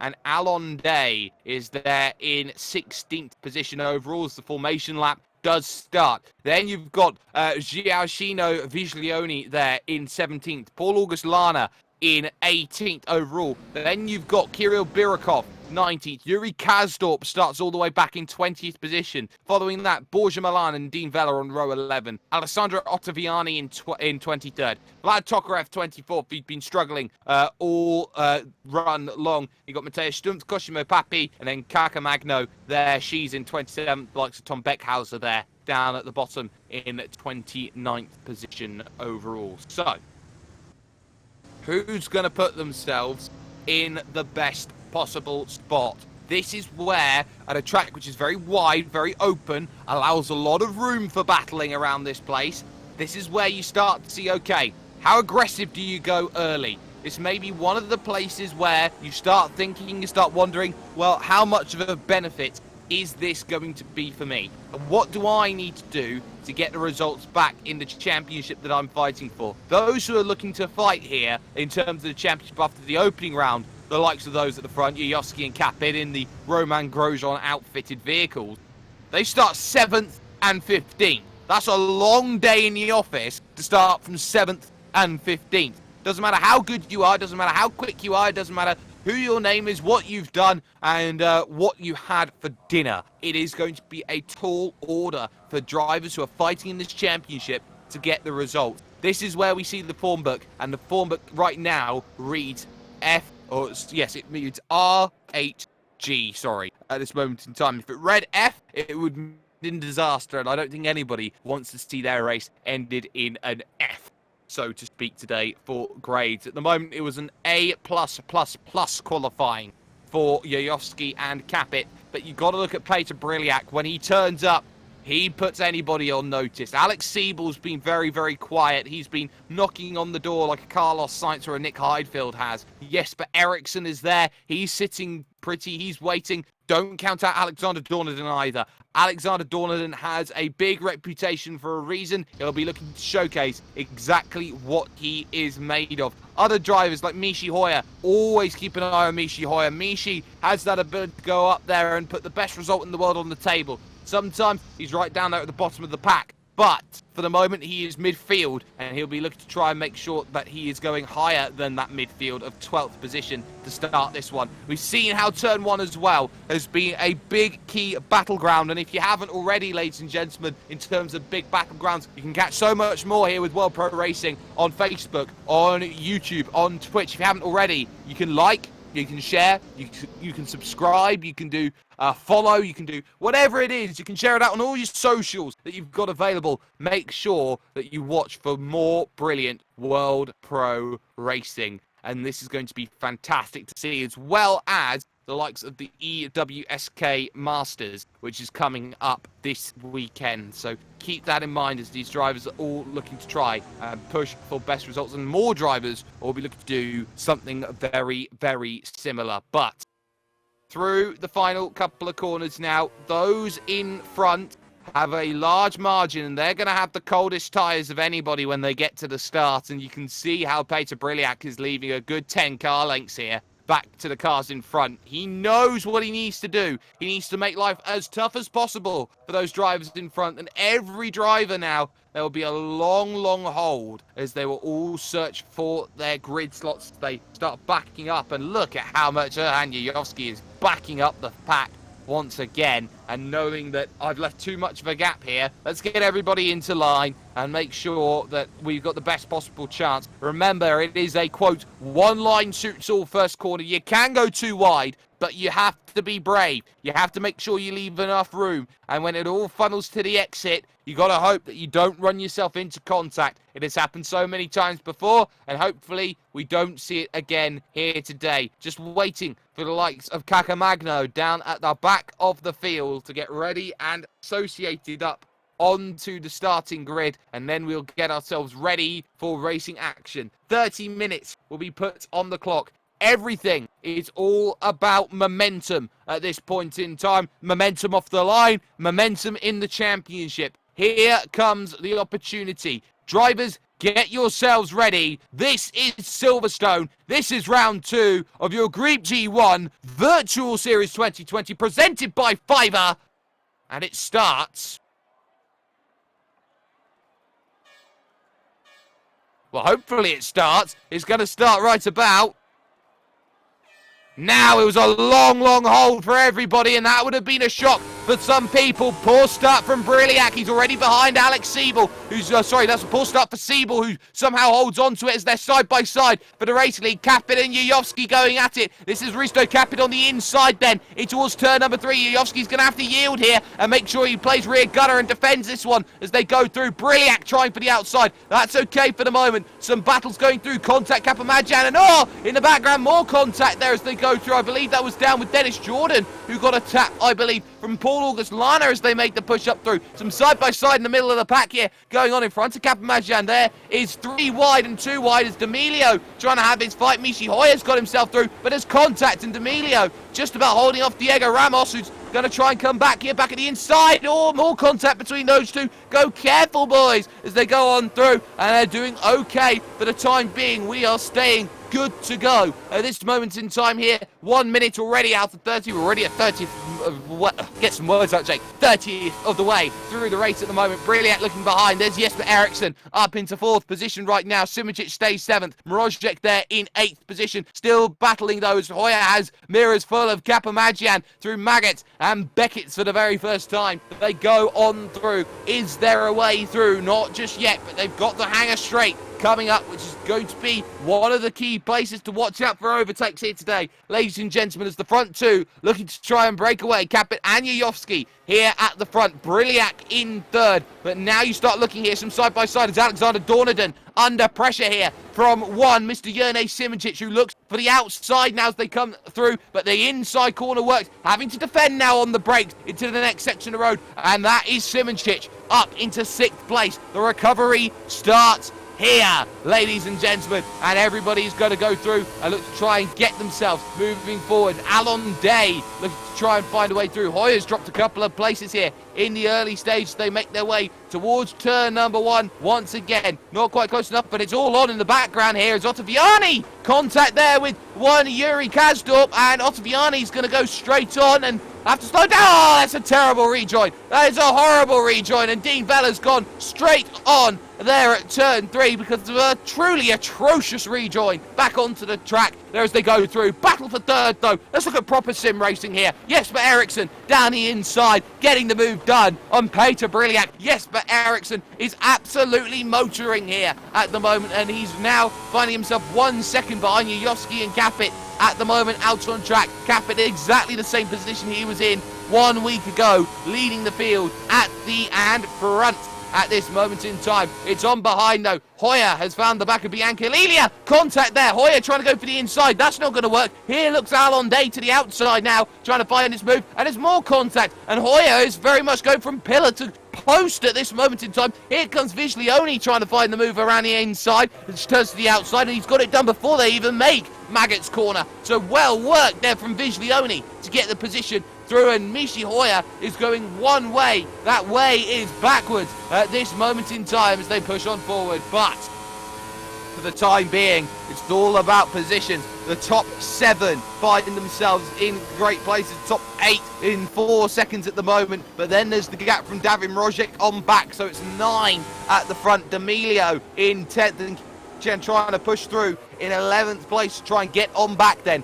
In this one, the front 2 though, happy at the moment. Roman Grosjean watching will be very happy at the moment. Half a second the gap between them. 1.3 back to Jesper Eriksson there, who is sat in 3rd place, pulling away from Peter Briliak at this moment in time, who's proving he's had great qualifying pace, but is the race pace there in the Williams Esports outfit? That's the question, with Siebel behind and Simoncic and Dornadon and Ramos, and there's Rožič and D'Amelio and Kapmadjan, and the train keeps on rolling and it does not stop as they hit the brakes in towards 4 and now out of 5. Michi Hoyer and Viglione once again close together, trying to go the long way around. Here is Michi trying to find this one. There's Dennis Jordan just behind, who's -1 at the moment, but look at the toe he's going to get. Absolutely fantastic from Dennis Jordan on the brakes. Viglione had nothing. D'Amelio's gone backwards behind Kapmadjan as well at the same corner, and almost a bit of contact there between those two as well. But crucially, battle still continues here for Dennis Jordan, trying to bring away back into this race, and he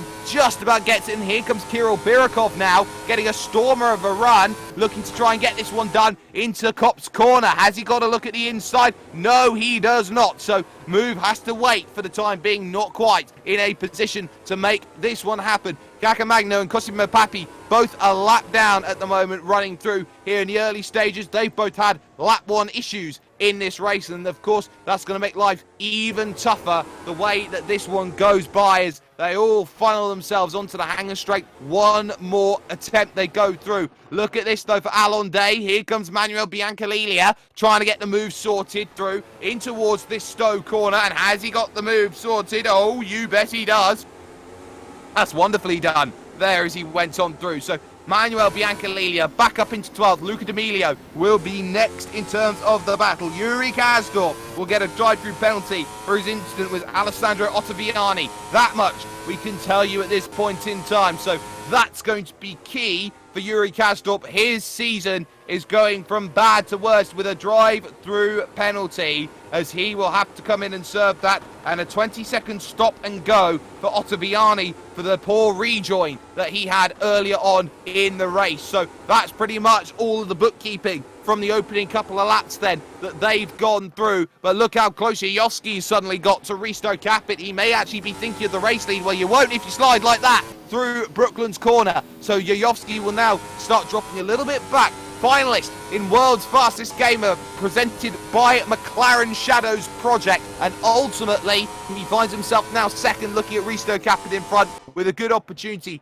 Ericsson currently cannot close up to them. They are walking away from him here, as he will now have to fight for best of the rest, it seems, in third position. But dare you say rule one of teammates, don't hit your teammate? That might become a factor if things do go the wrong direction for a few drivers here in this race here today. Battles are going on up and down your field at the moment, and every driver knows that they have got to be on it at this stage and make sure that their position is well fought for at this stage. Still, Hoyer and Jordan and Viglione going at it here for 14th, 15th, 16th. Wide's gone Hoyer, and that could put him in trouble here if he's got to have a slowdown penalty or anything like that. He cut the course hard, and I think he just about covers himself through this section as they close down on Biancalillia just in front. So you've got to be careful about pushing the track limits around here. The stewards are keeping an eye on that as they go on through. Viglione's going defensive. Biancalillia, is going defensive here into the Vale corner and through Club. Okie dokie, that's okay. But here comes Hoyer coming out to the final turn to try and get the move done at turn number 1, using the better run down on the inside. No reason to fight it. Up and under for up and unders in towards turn 3. Here's the second lot of up and unders, and it's going to try it here around the outside is Biancalillia. All of the craft needing to be used there. Viglione is going to try and get down the inside of Dennis Jordan. Runs out of road, and Birikov has caught almost Viglione napping there. And has he got it on the exit?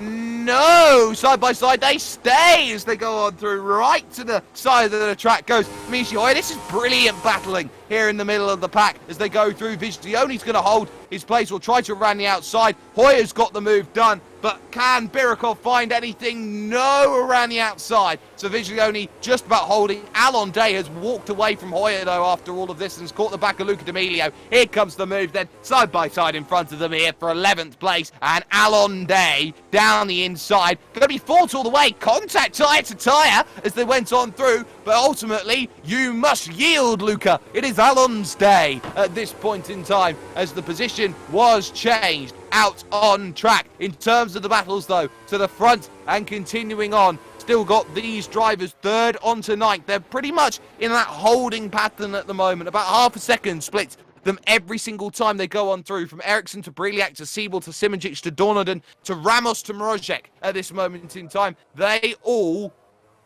pretty much sit in a window, and at the moment it's the case of, well, who's the first to leave the windowsill and decide, right, I'm going to actually get some business done around this place. They know what they need to do. The pace though is even thanks to the toe, and nobody can catch Jesper Eriksson, who seemingly is 8/10 in front of Peter Briliak in the Williams outfit at the moment. Big battle though. Hoyer 3 wide, they're going to go, are they? Towards turn number 1. Biancalillia there with Jordan and Viglione. Viglione backed out of it. Jordan there is still on the outside, had to lift off slightly. And as they come in towards turn number 3, this is a huge scrap going on between them at the moment. Biancalillia gets the curb. Viglione around the outside, back down for the inside. Brilliant work. No, it's not brilliant work. Biancalillia gets the turn from Jordan, and Birikov runs into him as well. Biancalillia on the curb and out of the race. So a big hurt they go through. Stewards will have a look at that, and it was gearing up for an instant like that. No doubt about it at this moment. Yovsky, though, for the race lead, starts to close in 1/3 distance in the book now as they go through. 10 minutes already score completed,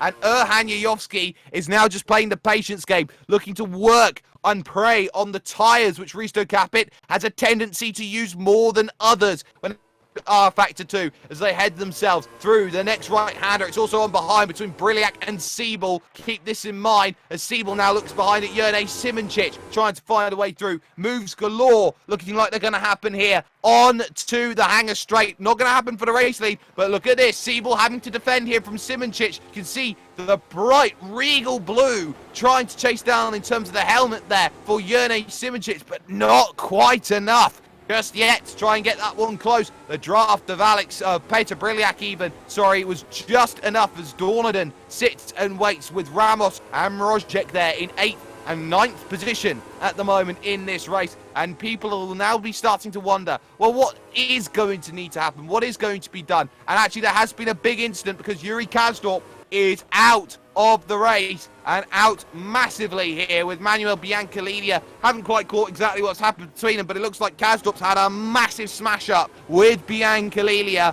with a huge accident. Both drivers will now be classified as out of the race then. Ladies and gentlemen, their races are both done after everything that has all gone on. But still, though, it is these packs which are just starting to fragment ever so slightly, as there goes Porsche Milan around, and that's with Kirill Birikov. So both of them go around. That's down at turn 4 at the entry corner.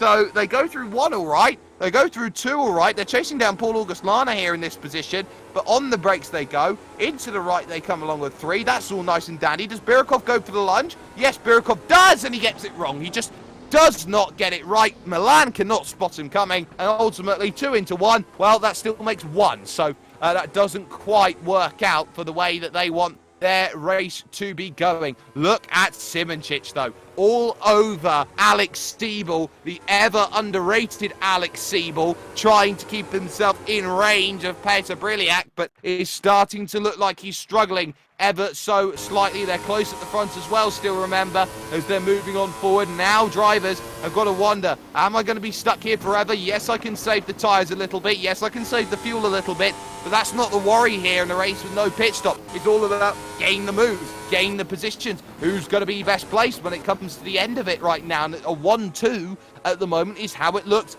for Roman Grosjean's team, the R8G Esports outfit, and they are walking away with it. Look at the gap between Yovsky and Ericsson now. It's up over 3 seconds out on track, and 3 seconds are going to be so tough to claw back. And I don't think you can with half of the race remaining, unless Multi-21 or something of that ilk starts to happen, or they start playing around with a few things. But now, it's all about concentration for those here at the top of the field. The mid-pack battle. Currently, Dennis Jordan holds on to the final point in 15th place. Visually only on 2 points. Hoyer gets 3 points for this. So Paul August Lana with work to do here. He's 3 seconds back and relying on an incident somewhere in the pack. Here's some moves, though, going on. Briliak having to defend from Alex Stiebel, moving into Brooklands corner. So all of a sudden, it is Briliak now, who's not looking so brilliant here at this moment, because Alex Stiebel wants in. 1 second's been dropped, almost 2 seconds been dropped by Peter Briliak,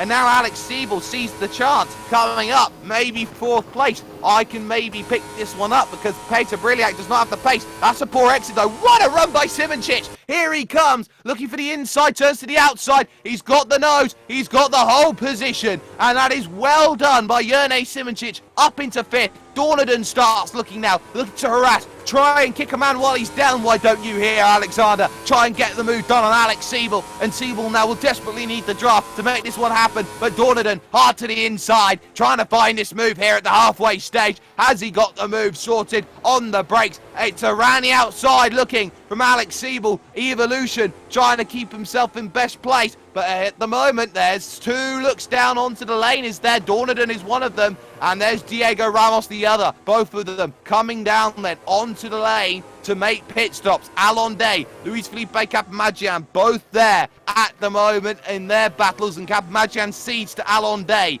at this moment in time. So that's very, very telling. 2 drivers coming down in. No mandatory requirement to come down on the lane, but if the fuel numbers weren't there, and if you fueled it 15, not 30, maybe they're going and looking and saying, well, tyres might be a factor here for this one today. So this is going to be a long run through.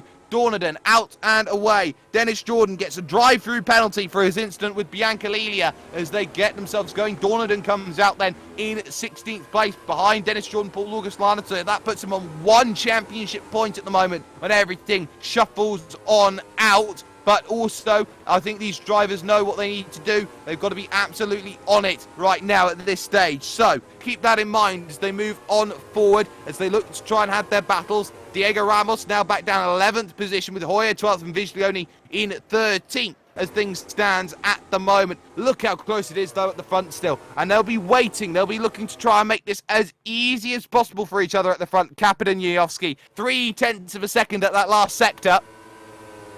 Little wide there goes Risto Capit. This is the chance, you know. Here comes the move. I wonder how hard this will be defended here at the moment. You can see how close Erhan's going to get. He's right up underneath the gearbox, waiting for the chance, and lifts out of it there. Decides, nope, not just yet. I'll just keep on playing mind games. I'll wait for the one chance. And that might have been it there with the slightly wide line that Capit took. But this is a waiting game. You can't wait forever, but this is still a waiting game. They've still got over half, or just under now, half of the race to go in terms of how this one's going to stack out on for 13th and 12th right now. Mishi Hoya under pressure. This is Giacchino Viglione. Gio looking for a move. Not yet. Here into the Vale corner and then into clubs as they go on through clubs. Well, plural, singular, club corner as they go on through. So into the pits comes Kirill Birikov then as he gets himself going through for a stop-and-go incident with Borja Milan. We saw that one earlier on, ladies and gentlemen. So Kirill Birikov then will go down in on the lane. He gets himself through and back out again he goes. And without really too many worries. So the question becomes, when does Dennis Jordan take his stop? He's got to take it soon. Otherwise, he might just run the ire of the stewards even further and may actually find himself disqualified, which would be a huge shame. Looking again, though, here towards near the front because Briliak has got mirrors full of Simoncic. Siebel suddenly is looking behind and seeing Davin Mrozek's not gone a million miles away. He's still in the hunt at this moment in time, sat there in 7th position out there on the road. And this is going to be crucial for Davin Mrozek's championship right now because he knows he's fighting at the moment for what, maybe top 10? Maybe he's looking up higher, top 5 in the championship, 6th and 7th. Well, they're going to be okay, but back-to-back 6th place is going to be key. Move done as Viglione trying to get the move back then on Dennis Jordan. He does get it. Contact. Oh, just about saving it there between those two. Go careful as you head out of cops. But Viglione holds on, but they've lost Mishi Hoya. Ramos has made progress back to D'Amelio and Capamadjan. Capamadjan now under pressure, and this is going to be pretty much plain sailing. To the inside goes one Mr. Luca D'Amelio. Diego Ramos sitting, waiting in the wings as Spaniard trying to get himself through. Classic Spaniard colours. He tries to get this one done, and he's going to look for the inside. Not quite there. Going to be defended every stage of the way, those that go through. And Diego Ramos has exited stage left down onto the lane. As of more drivers, Viglione down in. Dennis Jordan will take the drive-through penalty at this moment in time. In terms of that battle, D'Amelio does win against Capamadjan as they go on through. So now questions starting to be asked at this moment in time. Briliak still holding his place over Simoncic. Mrozek still behind Alex Siebel. No changes in those positions, but likes Dennis Jordan in. This is promoting a lot of drivers up through the order. Jordan's going to come out again, and in fact, he is going to come out in 15th still all of a sudden. So how's that managed to happen? Borja Milan will move up to 14th. Dornadon now 13th, chasing down Paul August Lana, and this is going to be key here in terms of Dornadon's times. 1:57 out lap, nothing on the lap because it was invalidated that last time by. So we'll keep an eye out on the laps as they're moving on forward. But Jesper Eriksson, now look at the times, 50.6. Petr Briliak last time by. Jesper Eriksson 50.5, took another 10th away, but is not a million miles away. 1.7 seconds now, the gap between 3rd and 4th place. And look at Yayovsky, he was close. He was thinking of a move that time by at that sector. He's so good in the middle sector, but he's just not able to get that move sorted. I think he's waiting for these last 10 minutes, and those last 10 minutes are happening right about now. On for the 9th place, Capamadjan and D'Amelio still going at it here. D'Amelio had the move done once. Simoncic has got the move done in front. Jerne Simoncic up to 4th. He's through on Petr Briliak down the hanger straight, and that was easy as you like from Jerne. You're not going to find many better moves than that. You can see he was a little bit further behind, needed to try and pull in and through the toe, and he decided, you know what, I've had enough, my tyres are good. Moves to the inside, and that is good from Simoncic. Up to 4th, and he's got work now to chase down Jesper Eriksson, who is in 3rd place in this race. The front two, though, still nose to tail at the moment. You can see the Macedon, the North Macedonian helmet now of what is Erhan Yayovsky, and he just drops himself a long way back there as he went on through that section there, and that was not quite ideal in terms of what happened there. That's not part of the plan there. Maybe the internet not quite working for Hanyayovsky there as he lagged back 0.6 of a second compared to Risto Capit, and all of a sudden Risto's thinking, oh, Christmas, Oh, you didn't need to give me a present like that. We've only been in the team together for about a month. So Risto Capit will be happy with that. He gets a bit of a gap, but he knows that that will be chased down over sector upon sector upon sector here in terms of the racing. But the pack still forms behind at the moment. Borja Milan, Dennis Jordan, Dornaden and Lana having their fights out on track. Alex Siebel trying to stay in a pretty strong position here with Peter Briliak just in front. It's close. It's quite close. It's not close enough, though, at this stage. They're going to have to wait for more laps to come along if they're going to see moves change. But look at this. Yuyovski right back on the rear thanks to a little bit of traffic there. Diego Ramos out of the race. Cacamagno goes 2 laps down. And here looks one Erhan Yuyovski. Suddenly, the door is back open again. But again, it's a waiting game as they go on through. Not quite close enough to see the changes of position that are required. Car almost off that. In fact, was off in the background. That was Dornaden pushing a bit too hard. They're dropping back in time, but not position. So that's key. Alexander Dornaden's pushing hard here to try and gain more positions. He only gets 3 points for 13th place. And he would be wanting more, and he's not going to be getting them here at this stage. 4 retirements, Diego Ramos, Yuri Kazdup, and, 3 retirements, and Manuel Biancalilla retirements so far in this race at the moment. But it is Piccadilly Circus around 7th, 6th, 5th, and 4th, and 3rd position right now. Traffic for Jesper Eriksson has to get out of the way, does so. And now all of a sudden, it's about where can you chase down the times. Every which way you look, it's about position. It's about one more here, one more there. My championship points here, my championship points there. Ottaviani's under pressure. Here comes Dean Vella looking for the move. Those two, remember, that poor rejoin that came along. More contact between them as they go through. Ottaviani trying to stay on the outside. Not going to happen. Dean Vella's got the move. Done and dusted on the inside through Stowe Corner. Well done there from Dean. He gets himself 20th place thanks to that overtake that was just done. But it's close and it's closing. The gap now 9/10 between Simoncic and Eriksson.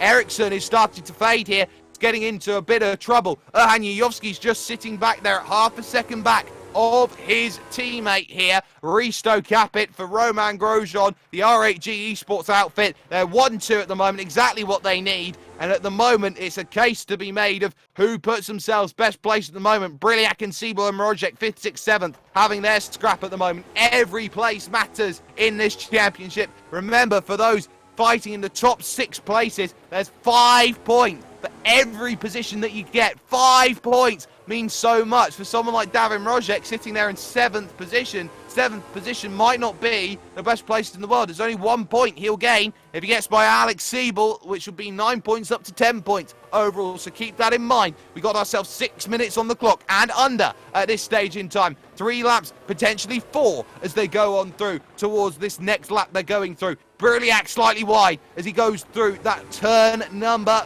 4, 3 into 4 now, out on track. And he's just started to exercise those different lines, trying to open out and break away as much as possible. Make sure that life's tough on the exit for Alex Siebel to get anywhere near enough to make a move. It's not going to happen on the straight, but he's getting out to the racing line now. He's defending into corners as Briliak. He does not feel comfortable in 5th place. He's been looking backwards all day. He's been the cork in the proverbial bottle of this race, and it has been close every single stage. Capit and Yuyovski again close to the head to Cop's corner, but again, waiting game resumes between those. Eriksson and Simoncic now close, but there's a different line looking from Siebel, trying to get in the mirrors, using all of the road. Here looks Mrozek as well in 7th place, trying to get himself back into the action. Is this going to be a chance here towards Maggott's corner? No. Waiting game once again. Briliak gets some time to just take a breather, have some respite, and Alon Day will deal with his lap traffic just behind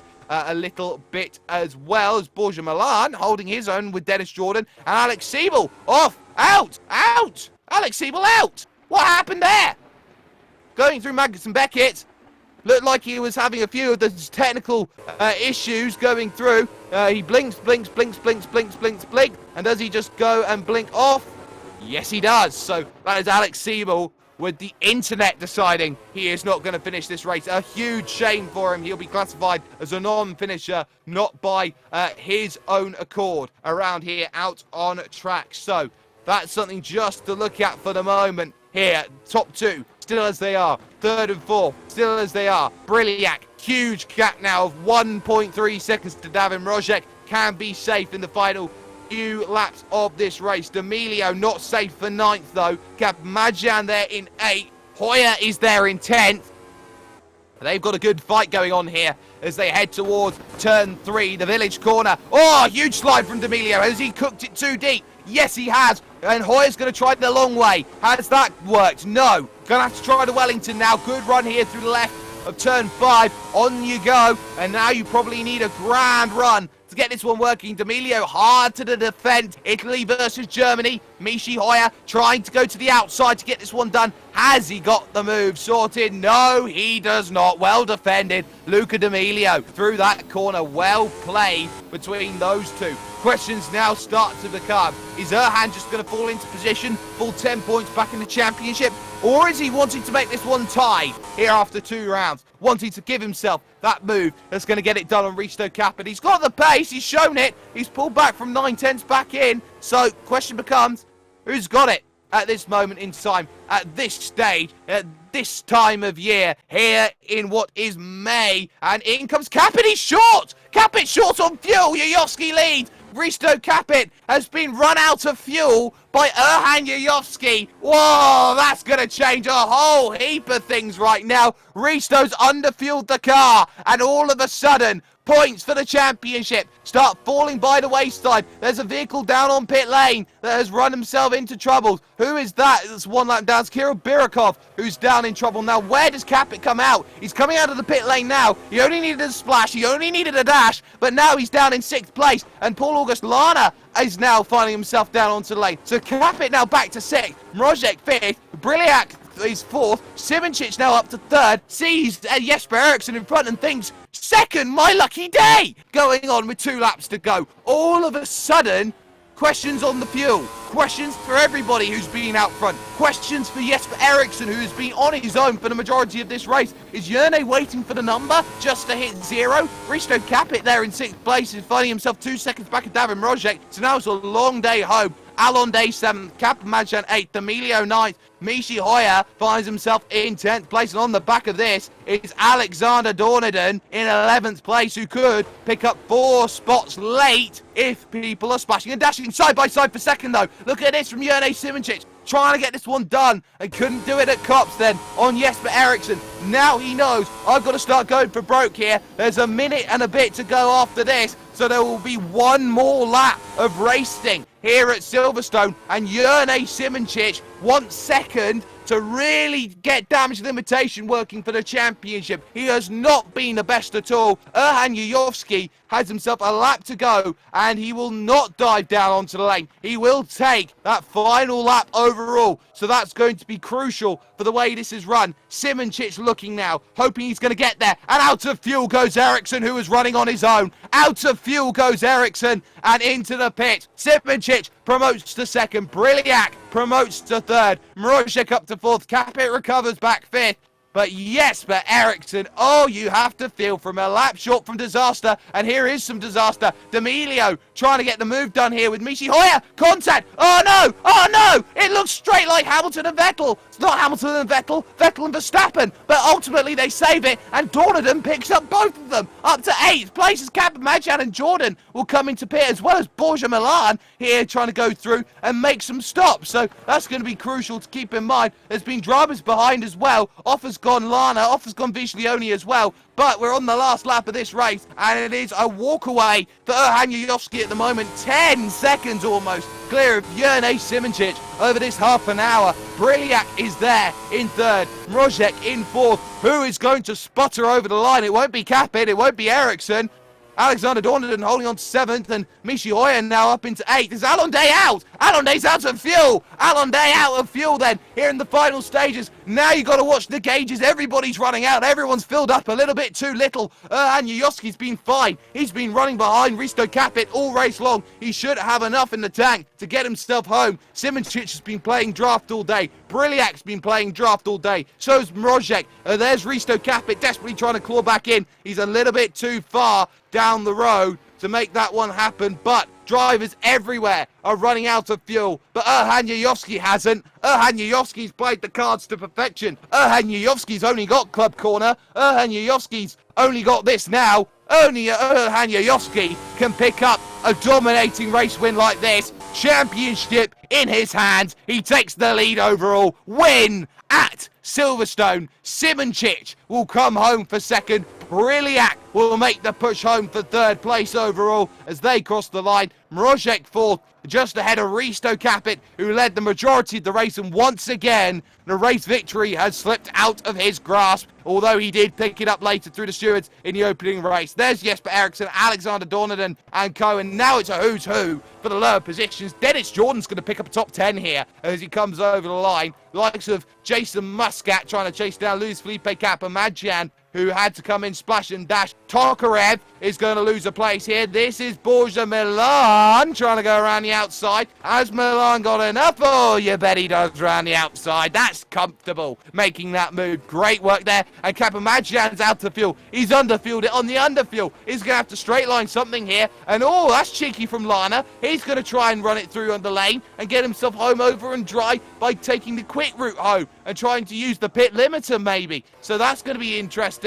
So drivers going to be dropping hard positions here. Capamagian crawling to a line, and they can see no front wing even there for visually only as he'll crawl over the line. I think it's going to be close between them. Has he stolen it? Yes, he has. So that's a big steal come the end, and in fact, you can see Capamagian is going to be classed as a lap down, actually, for everything that's gone on. So, classified results. Erhan Yayovsky wins 31 minutes, 19 seconds. He wins by 10.6 over Jurnej Simoncic in a fuel-save race, with Peter Briliak there in third. Davin Mrozek gets fourth, with Risto Capit having to stop 2 from the line to get himself home in fifth. Jesper Eriksson 1 from the line in 6th overall. Alexander Dornaden 7th. He had to stop very early at 15 minutes in. Michi Hoyer gets 8th, with Luca D'Amelio 9th, and Dennis Jordan in 10th. There's Jason Muscat 11th, Borja Milan 12th, Tokarev 13th, and Viglione in 14th position. Then you got Dean Vella and Alessandro Ottaviani. Alon Day runs out of fuel. He'll get 17th, with Mateusz Stumpf 18th, Cosimo Papi 19th, a lap down, Lana a lap down, Capamagian a lap down, Birikov, Magno, and then the retirements include the likes of Alex Siebel and so many others who have run into troubles, which does include Yuri Kazdorp in for issues as well.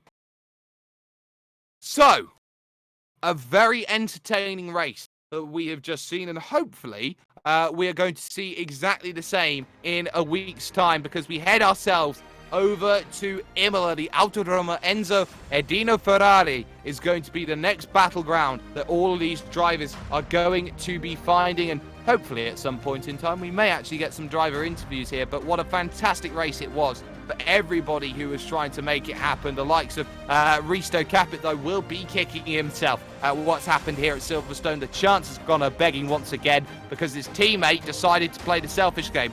No, I'm going to sit behind and wait. I'm going to sit behind and wait for your fuel to run out. And you know what? It worked. And what a strategy it was that came into play that got itself over and done with. Of course, we are going to thank, of course, those partners who have worked so well with us. ASR Formula on the mod. You got the likes of GT Omega Racing and Thrustmaster who have been on the prizes for the AM category championship. And, of course, to Fiverr, who are hashtag making it work at the moment here with us today. But some brilliant work. Erhan Yayovsky joins us in the commentary box with a race win. Erhan, I believe the plan was run your teammate out of fuel. It worked.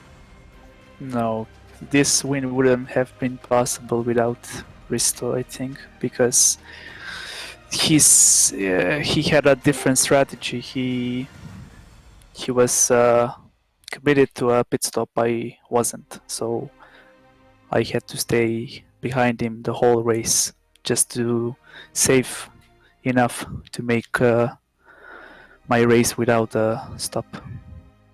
How close was it then on the fuel margins as you got to the line? You had a commanding victory come the end. You were able to pull away in the early stages with teammate for Roman Grosjean's RHG. You feel like maybe that this race was all about, trying to mitigate any outside factor, control the race from minute 1 and have the result come the end at minute 30? I had like a liter more than enough just to make till the end. As we saw, the guys behind were on a same strategy as me, so I think this was the right call for me. Well, the right call for you has given you the lead in the championship with back-to-back podiums in this series. So you now start to look over at Imola, a track which has a lot of elevation changes, probably one of the most brilliant driving tracks that you can find out there in the world. How does Imola change in terms of mentality compared to Silverstone? I think it's gonna be a similar track to Adria, because there are some tight, twisty sections like the chicane and a very long straight, the start-finish straight, so plenty of passing opportunities. Well, plenty of opportunities available, but the opportunity to take the lead in the championship sometimes is few and far between. Before we let you go, Erhan, shout out sponsors, anyone you'd like to thank for those who've been working with you at RHG. Shout out to all the sponsors that are supporting RHG esports, and yeah. Erhan Yayoski then with a big race victory overall. Jerne Simoncic comes home with second position. And Jerne, just to look at qualifying very quickly, because it was not the qualifying result I think you were looking for. You were looking to try and come out with about a minute 45 to go and then realise, oh wait, I'm out of time on the clock to put more laps in. How tough is a 10-minute qualifying with a very long lap? It's not tough. There is enough time, but the main issue is full grid with various levels of preparation or experience with the sim. And also the biggest issue for me was 40 work hours in this week as quarantine ended here, so it's so hard to do full-time job and then a high-level race like every day, yesterday, today, and then tomorrow, and impossible to prepare for everything. So I was just not feeling the stability. I slided all over the place and somehow squeezed in a lap with just enough for P7. A bit of disappointment, but in the end, the race went a bit better. The race certainly did get a bit better, Jerne, especially for your team Burst Esports, because it was all about strategy here today. One stop versus no stop. The fuel was always going to be marginal at a track which is very high fuel usage. Not many places where you're going to be running that first year. Sometimes it's very rare that you're going to find a second one as well. So in terms of how you had to manage that race, there was a lot of sitting and waiting for you and picking off drivers one at a time, surely. Yeah, the best strategy was to sit behind someone who is on one-stop strategy. Erhan had that luxury. I kind of had to, but the guys in front of me, some were not on one-stop, some were, and the pace was less consistent, so I lost just too much time, and I knew it as soon as I crossed the line in qualifying that the P1 is not possible in the race unless both RAG guys go for the pit stop. So yeah, just sitting behind drivers and saving fuel, and in the end it was easy. Well, in terms of what happened coming out of Adria, you had a 5-second penalty that cost you a 20-point swing to Risto Capit. You managed to mitigate factors here today with a second-place finish overall. So in terms of looking to try and get this season into a gear, back on track, you know you've got the pace. It's 2 podiums on the track. Now you're looking at Imola, or is this going to be a case where it's all about just stringing result after result together for you? To be honest, I am too busy to look 1 week forward, so I have no idea how Imola will be. Of course, we will be trying to win it. Thinking about how Silverstone went, it should be a bit easier to prepare. But I'm looking forward to it, and yeah, for sure we will. I hope we will be a better challenge for RAG guys. Well, before we let you go, Yone, shout out sponsors, anyone you'd like to thank. Yeah, it's a lot to, and shout out to Burst sponsors, especially today. I would like to say thanks to Rio Tora for the great gaming products, the headphones, and high quality mechanic keyboards, really good stuff.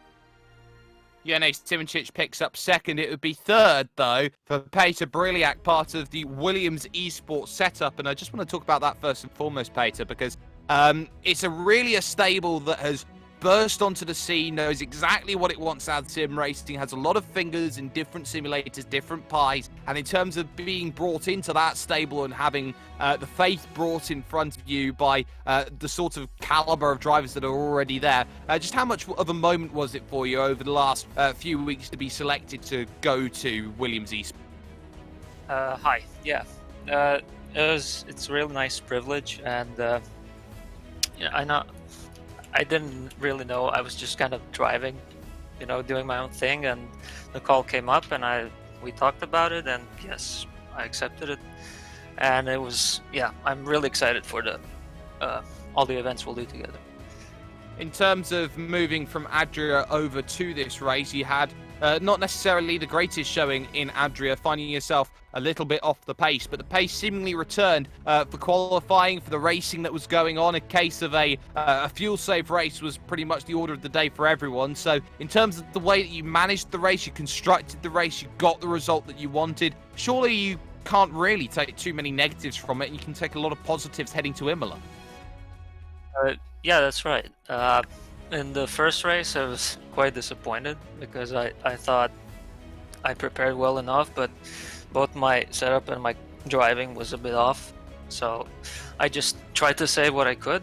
And for this one, it's not like I prepared more, but I kind of gauged where to put the car more and what to try to unlock in the car, and also try to do some little bits to improve my driving, and it looks like it worked. And yeah, I was a bit surprised with P3 on the grid, and then it was really tricky to manage the train behind because I kind of knew that the RAG guys were too quick for me in the race from warm-up and practice. So I tried to save where I could, looking at the gaps, who has what exit in which corner. And somehow it worked out in the end. It's a shame I couldn't get the Edney. But yeah, I think P3, I can't complain about that too much. Can't complain about the podium. Big gains in the championship. After 2 rounds, you're starting to make that progress. Do you feel like more results like this is going to keep spearheading results, and maybe, just maybe, there's going to be that break in form from R8G victories that are coming in via however many means that come along? Do you feel like you're in the best place now to start challenging for those results and starting to make race victories potentially a possibility? I think so, yeah. If I keep getting closer like this with every race, of course you can't really never know if you're close or not, or on the pace, but I think these are encouraging signs, yeah. Well, before we let you go, Peter, shout out sponsors, anyone you'd like to thank. Oh, I haven't really done my homework yet, so I'm gonna just shout out to all the sponsors that are with Williams Esports, and they're gonna be supporting me throughout my time there. Yeah.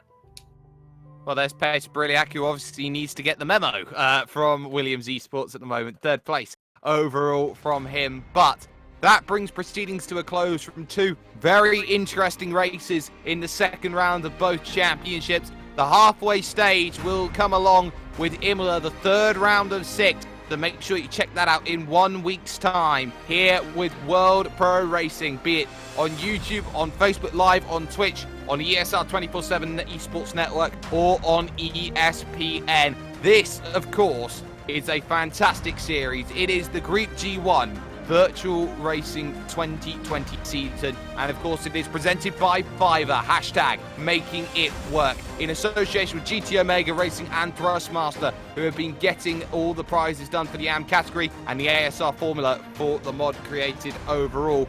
It's going to be a tall order for drivers. They look 1 week's time towards racing action. But a massive thanks to those who have been a part of this broadcast with us here today, to the likes of Adrian Fagayo, our Chief Race Director, Chief Race Steward George Muscat, of course on the cameras Justin Mifsud, I of course have been Jake Sperry. A big win for Erhan Yayovsky. He played his cards right. He knew that no stops would be quicker, but he had to save, and he did exactly that. He saved until the sun came down, and he manages to pick up the championship lead. But Imola is a tough circuit, all about elevation change, all about negotiating different styles of corners, turning and braking. It has absolutely everything in a track. The only place you can find it is with World Pro Racing. We'll see you in a week.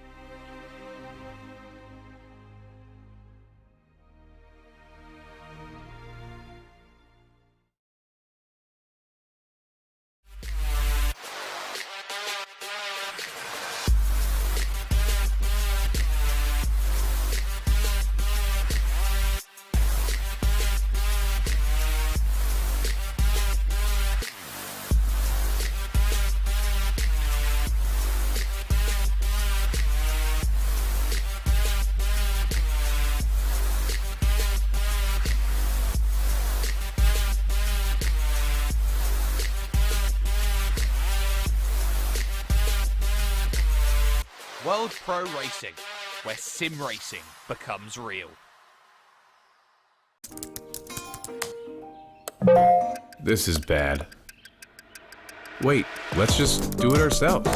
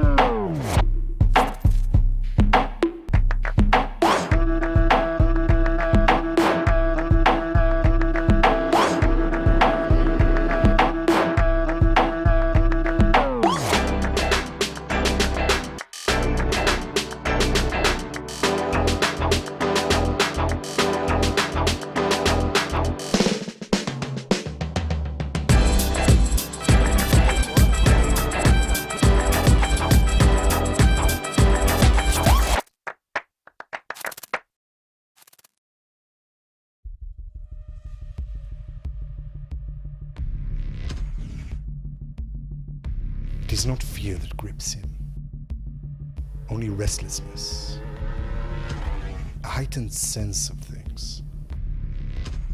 The smell of engine and sweat, the engine rattling his blood, the crowd roaring. The race is about to start.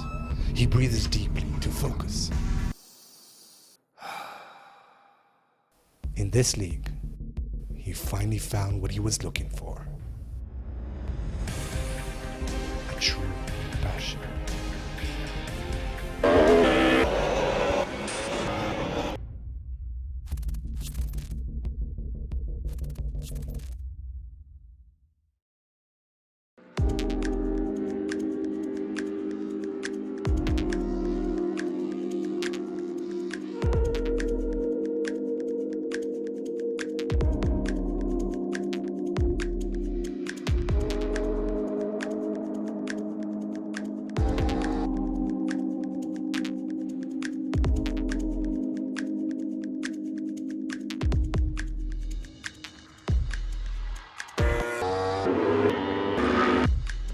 Sono Massimo Paganini e per anni ho cercato una macchina che mi desse gioia, adrenalina nella guida e finalmente l'ho trovata nella G1 Series. Se anche tu vuoi provare una macchina che ti dia gioia e adrenalina, G1 Series 2020.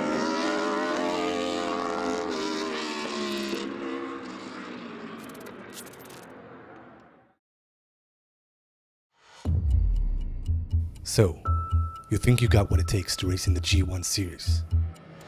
Can you keep your concentration?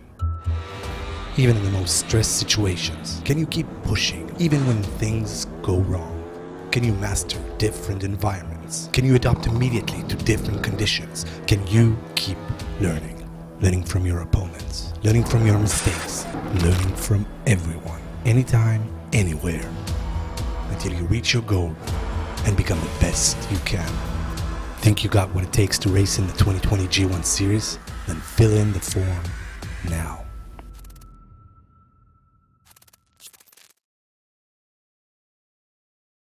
Want to quit your day job? Become a pro streamer. Want to become a pro streamer? Get your panels, overlays, banners, emotes, and more at the Fiverr Twitch store.